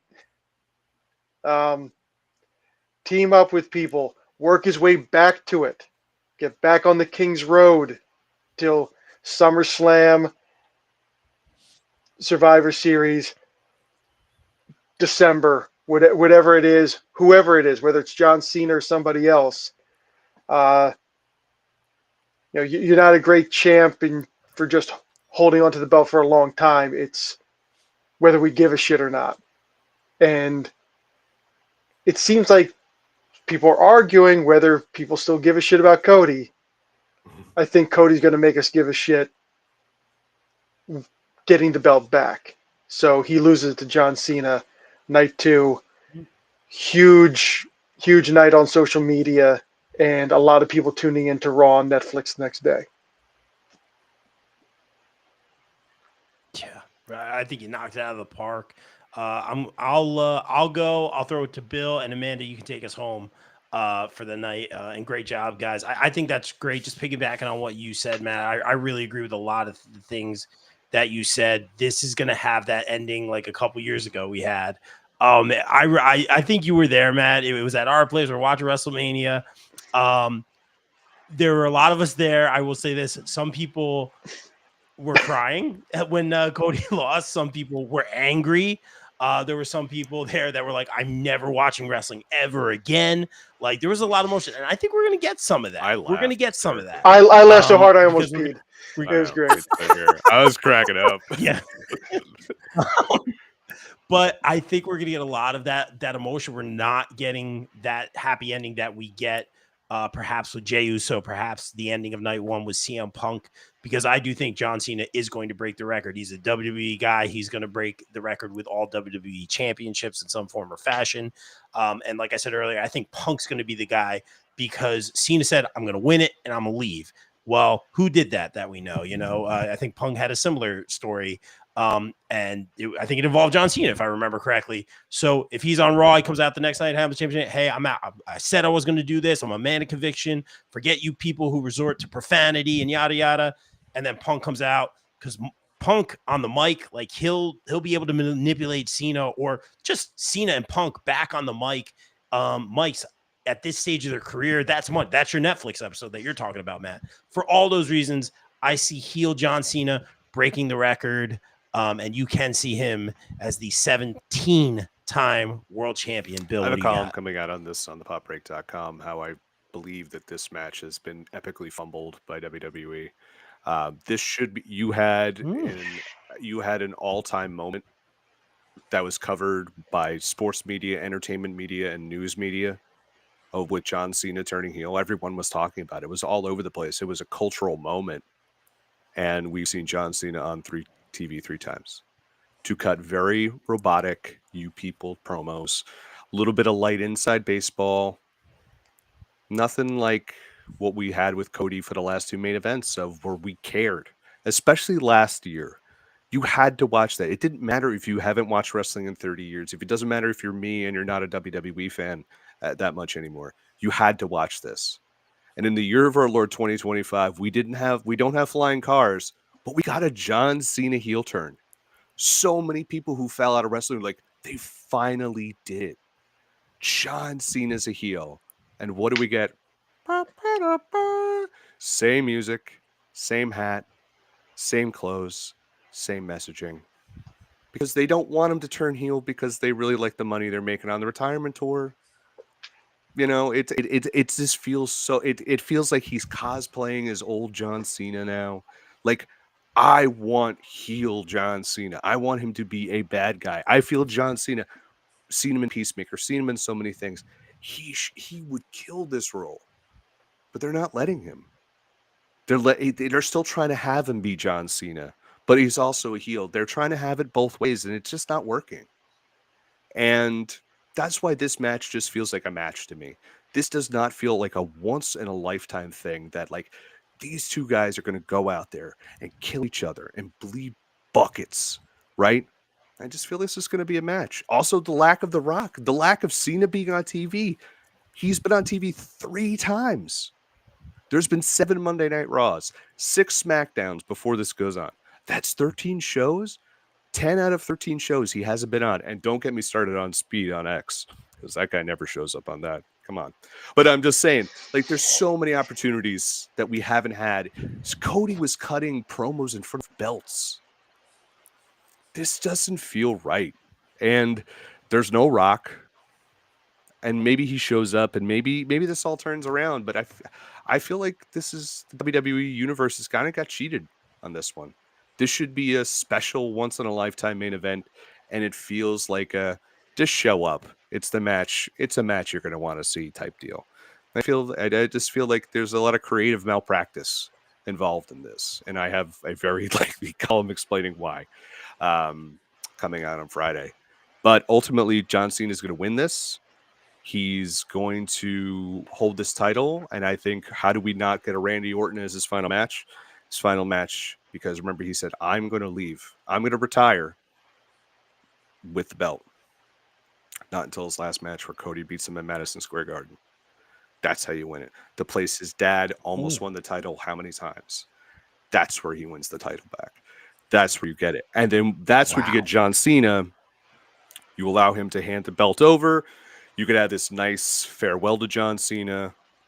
Maybe he, beats up like a comedy act or something like that.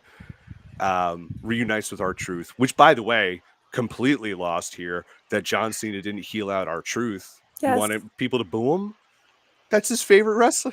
Yeah, I think this whole thing is a missed opportunity. And I'm not trying to be like, because I watch wrestling for a long time. It's just like I feel bad that like WWE fans are being robbed of what should be like another Avengers Endgame type of moment and match, where it just feels like a match. But I think these guys are going to work hard, as they always do. But John Cena comes out as your winner. And I'm hoping if they can get The Rock back in the ring, Cena and The Rock versus Cody and Roman, night 2 of SummerSlam. You got to sell out two nights of MetLife. It's a hell of a way to do it. Wow, Bill, good stuff. I don't want to get too off track. I told you I was going to get real quick on one thing. I like what. No, it's great. Real quick. The thing you said about The Rock, I agree with you on that. The thing you said about him not being on as much, not surprised. They did tell you how many dates he had left. I think it was like at 36 at the time. And I think they said the first 3 weeks he would be in Europe. But I agree with you. Like, I'm surprised how like I knew he wrestled a lot, but how little he's wrestled. I'm surprised we haven't gotten all those gaps filled. But in terms of the look and the music, Kelvin and I did a podcast about it. I think the brilliance is in that, because we all expected, like, especially because that Chris Van Vliet interview years ago where he's like, we had the music, we had the new look, and everyone's playing up, is he gonna finally unveil this music or this new look, or what's he gonna look like after the heel turn?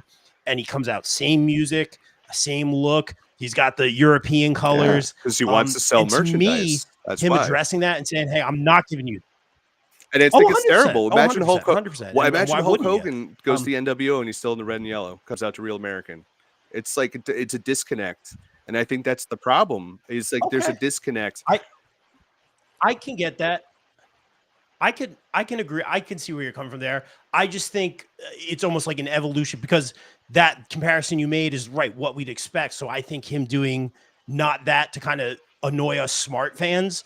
It's almost like he's trolling us in a way, it feels like. And then also, if I look at it from not like a merch storyline or like an old school storyline perspective, if I'm just looking at it from a storyline perspective, it stings more because he looks the same. Like, it hurts more. Like, you ever have that friend or that relationship and they betray you, and you see them and they look exactly the same and they act different.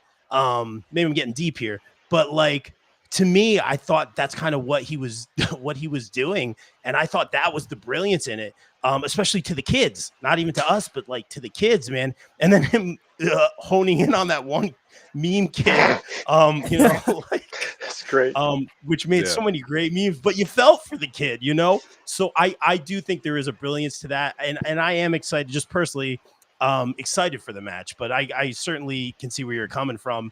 Amanda, take us home. What do you got on all of this? So I agree with both of you in a couple of different ways. First of all, I very much think that if they were going to have specific dates for John Cena, they should have front loaded more for WrestleMania. Then don't use them very sparingly, like for mid dead season, and then bring them back towards the end of the year. That's what they should have done, because this is your biggest event of the year. This is where all of the stakes are high. Your current champion should not be doing the full workload. Cody is literally carrying this feud, and there's no one to help him. There's no Rock. There's not that Cody can't do it. It's just not as intriguing. You're missing out on all those interactions. You had this heel turn that went viral, and now you literally can't see him again, guys, because he's not here. So it's just, you really, really, the stakes are so high here. If you're wanting people to remain invested, like Rob, I agree with you that was funny. I think, to me, like, the trolling to coming out to his original music and cutting that first promo, but where it failed, the execution, was that he's not here to keep it going. And what he could have done was pulled that right off the bat, gave that promo, then come back with a whole different look next time, like corporate Cena or something. Like, I don't know, like a whole different, heel persona that we were waiting for. It's like, oh, you think you're going to get this? Do it on his time. But he at least would be here to do that. But he's not here. We've had him 3 times, and there's no real energy behind the build, where this should be some, like, the momentum that was present with this heel turn. All of us were like, oh my God, like, this is the coolest thing ever. We've wanted this. We got this before Grand Theft Auto 6. Like, it's just like, come on, y'all. Like, this is what we were waiting for. And he's not here to execute that. We've gotten, and then Cody has, like, laid him out too. Like, there's nothing in these 3 promos. There's nothing really there to build from. And again, front load these dates. This is when we need Cena the most. Yes. And of course, and then how long are we going to have him? Because Bill Peacemaker comes out, August, I think? Yeah. So he's going to be gone to impress for that. So if he wins the belt, he's gone again, because he's going to be doing all of this for Peacemaker. And the buzz for that is going to be tremendous with what Gunn is doing right now, especially with how Superman does. They're going to need Cena more on that front now. So this was the optimal time, to me, to use Cena the most in this retirement tour, because his time is going to be even more limited going forward with Amanda, Peacemaker. Are you saying his time is now? His time is now. I am. But it's wild. He doesn't even do social media stuff, which is crazy. Like, The Rock was doing that stuff last year. He would just, like, let me swear on Instagram. Well, yeah. And you're like, all right. That was the other point I was going to bring up, is Cena's not selling it on social media. Like, it's back to his usual quotes. Some of them are a little targeted, but it's like, there's no, I mean, if Cena was at least doing that, like, cut a promo, respond to Cody, like, call him out, like when you're doing a press junket, like, do something. Even The Rock's not really doing it. And I'm like, come on, guys. Like, this is your big, you're having us try to invest in Cody and remain invested in Cody, but you're not carrying your part of the feud. I mean, the only thing that maybe could work is if there's a double turn that happens at Mania. Maybe Cena's still in the same garb for a reason. Maybe Cody goes Homelander. Maybe this is the time that we get that. But I don't. But even then, even if they turn him, they turn them both again. There was no build up for it. There's nothing we can really talk about, to be honest, in the build, other than Cena showed up 3 times and it was Cody talking to belts.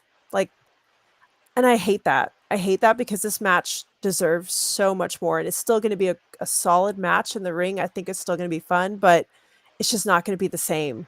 This is your title. This is your big. This is the all stakes match, and it should feel that way. To me right now, the triple threat match feels, again, the stakes are higher than they are for the Universal Championship. Yeah. That's how it feels. And I hate to say that, but it's the truth though. And you know, Cody and Cena both deserve more. Cody especially deserves more. I think Cena's going to win it, unfortunately, because of The Rock is going to interfere, but it's just not going to feel as good because there was no real buildup for it. But maybe that's going to cause Cody to snap. It's all going to come down to what Cody does next after this, because Cody's going to have to continue to unless Roman comes in to help him carry the load. It's all going to be on Cody until Cena gets done with Peacemaker towards the end of the year. And I feel for Cody. Wow. Good. Amanda, you hit on something real quick before we get our shameless promo, and really, really good assessment. I like what you said there at the end, and to Bill's point as well. So you don't have Cody talking to belts. Yeah, that fell flat to me a little bit, but who did he have to talk to? Like, that was a great point. I think on paper that was a great idea. Like, hey, let's have all the belts. You can talk about the history, really build up this match. And to no fault of Cody whatsoever. Very innovative idea, but Cody talking to belts. Hashtag Cody talking to belts. It didn't do it. I think that's a great. It would have worked if Cena was around. If Cena had been around before that, maybe that promo could have worked in some fashion. But Cena's not here. And he doesn't have allies like Roman had. Like Roman always had 5 or 6 people he could bounce off of. Yeah. True. Really good stuff. I did want to say this before we get out of here. There's going to be, I think we're going to see Stone Cold in some form or fashion. I don't know. Is he the 2? Is he the 2? I don't know, but I think isn't he, like, doesn't he reside in Vegas now or something? I thought it was Texas, but I think he might have something in Vegas. Whoa. But I think it's been a show, guys. I think we see him in some form or fashion. Maybe is he the 2? I don't know what's going on, but guys, hell of a show. Thank you guys, everyone, for staying up. We got a mic drop for Amanda laying down the law from Heather. Thank you guys in the chat for staying up a little over 2 hours. So guys on the panel, thank you guys so much for staying this long. We knew it'd be long. This was really super fun. Scott Steiner showed up. It was a ton of fun. Bill, let's get that shameless promo. Thank you so much.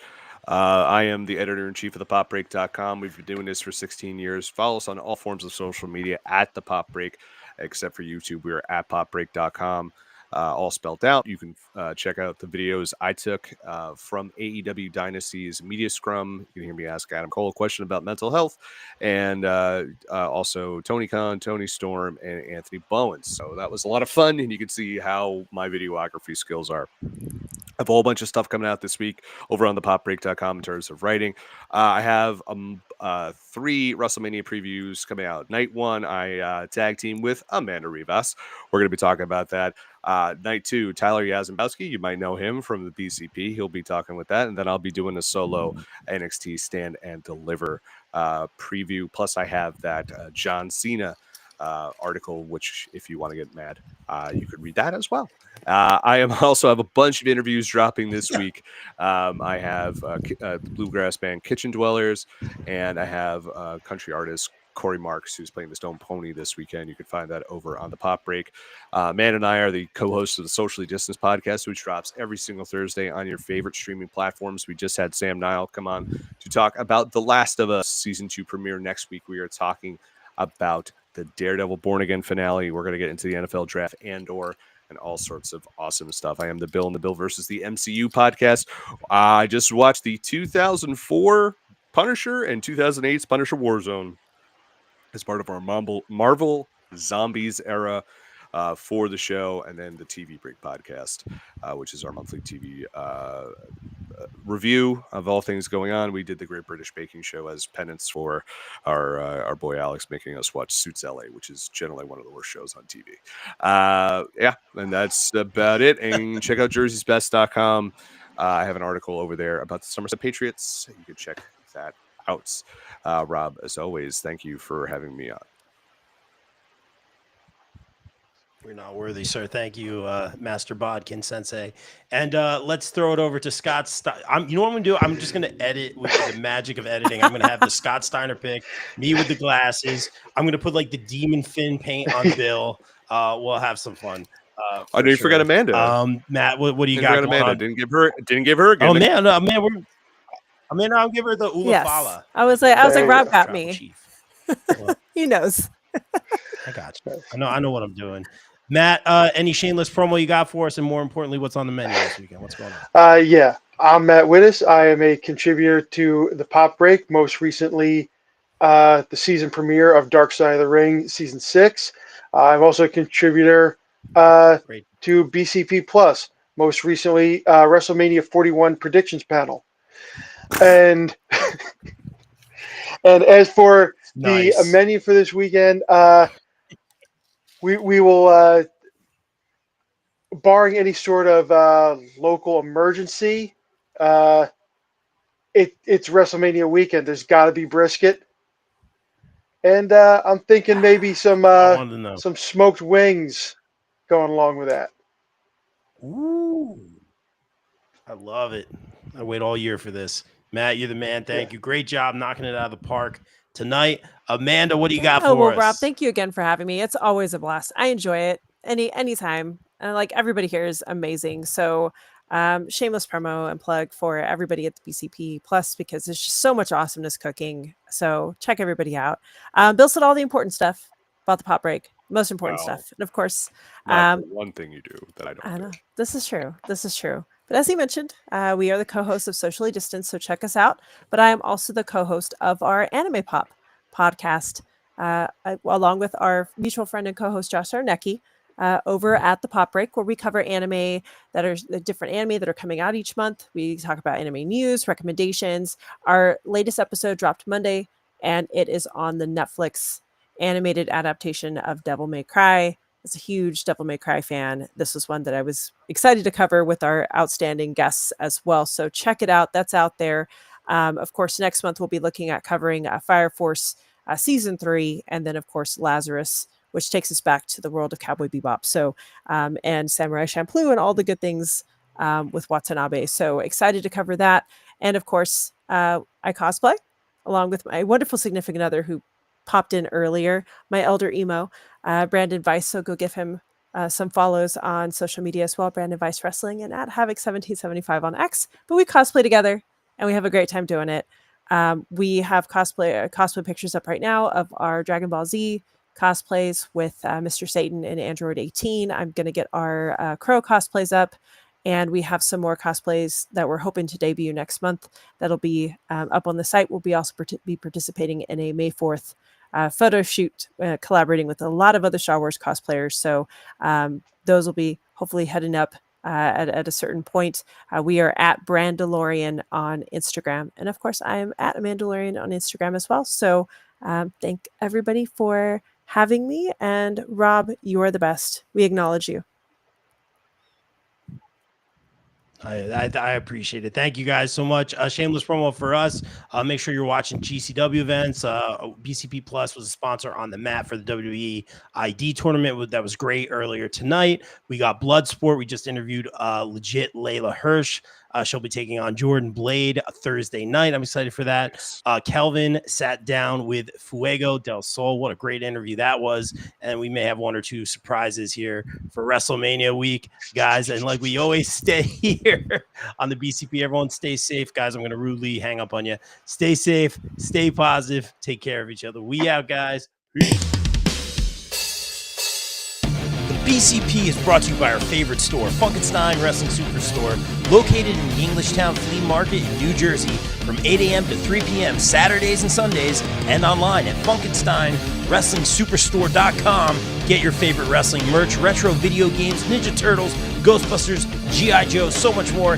It's our favorite store. Thank you, Heather and Dan, for sponsoring the BCP. Also got to welcome back our sponsors, the No Gimmicks Podcast, the podcast that keeps it 100% real 100% of the time. Check out our guy Kelvin, only on the No Gimmicks Podcast. Wrestling All Day, All Night is the best wrestling discussion group on Facebook. We provide more of a community feel here, and have wrestling fans introduce other fans to something they may not have seen before, such as old school wrestling, indie wrestling, Japanese wrestling, and so much more. We also strive to be a source of information regarding upcoming wrestler meet and greets and signings. And remember, we're open 24/7 all day, all night. Be sure to follow on socials and join the group on Facebook at Wrestling All Day, All Night.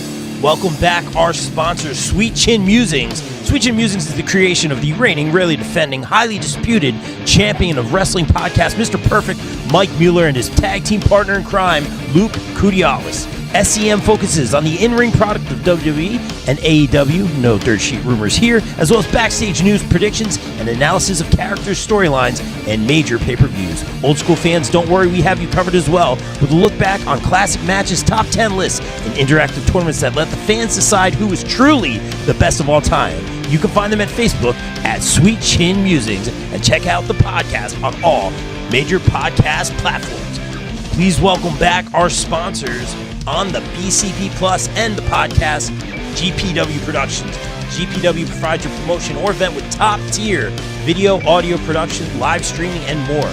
I can personally vouch for them in saying they are hands down the best production company I've ever worked with, as they have and continue to work with the likes of AEW, GCW, StarCast, MLW, not to mention the majority of the local independent promotions here in the tri-state area. They can even help you film a vignette or promo for your persona or gimmick. And guess what? GPW doesn't just work in wrestling. No, they cover MMA, boxing, basketball, or any other sporting event as well. On a personal note, I'd like to thank Mike Sesko, Frank Leone, O'Neil Andros, and the team for giving me multiple opportunities to work with them and some of the best talent in the world. Thank you, GPW, and guys, book GPW for your promotion or event today at contact@gpwproductions.com. Please welcome back one of our favorite sponsors, Mania Club.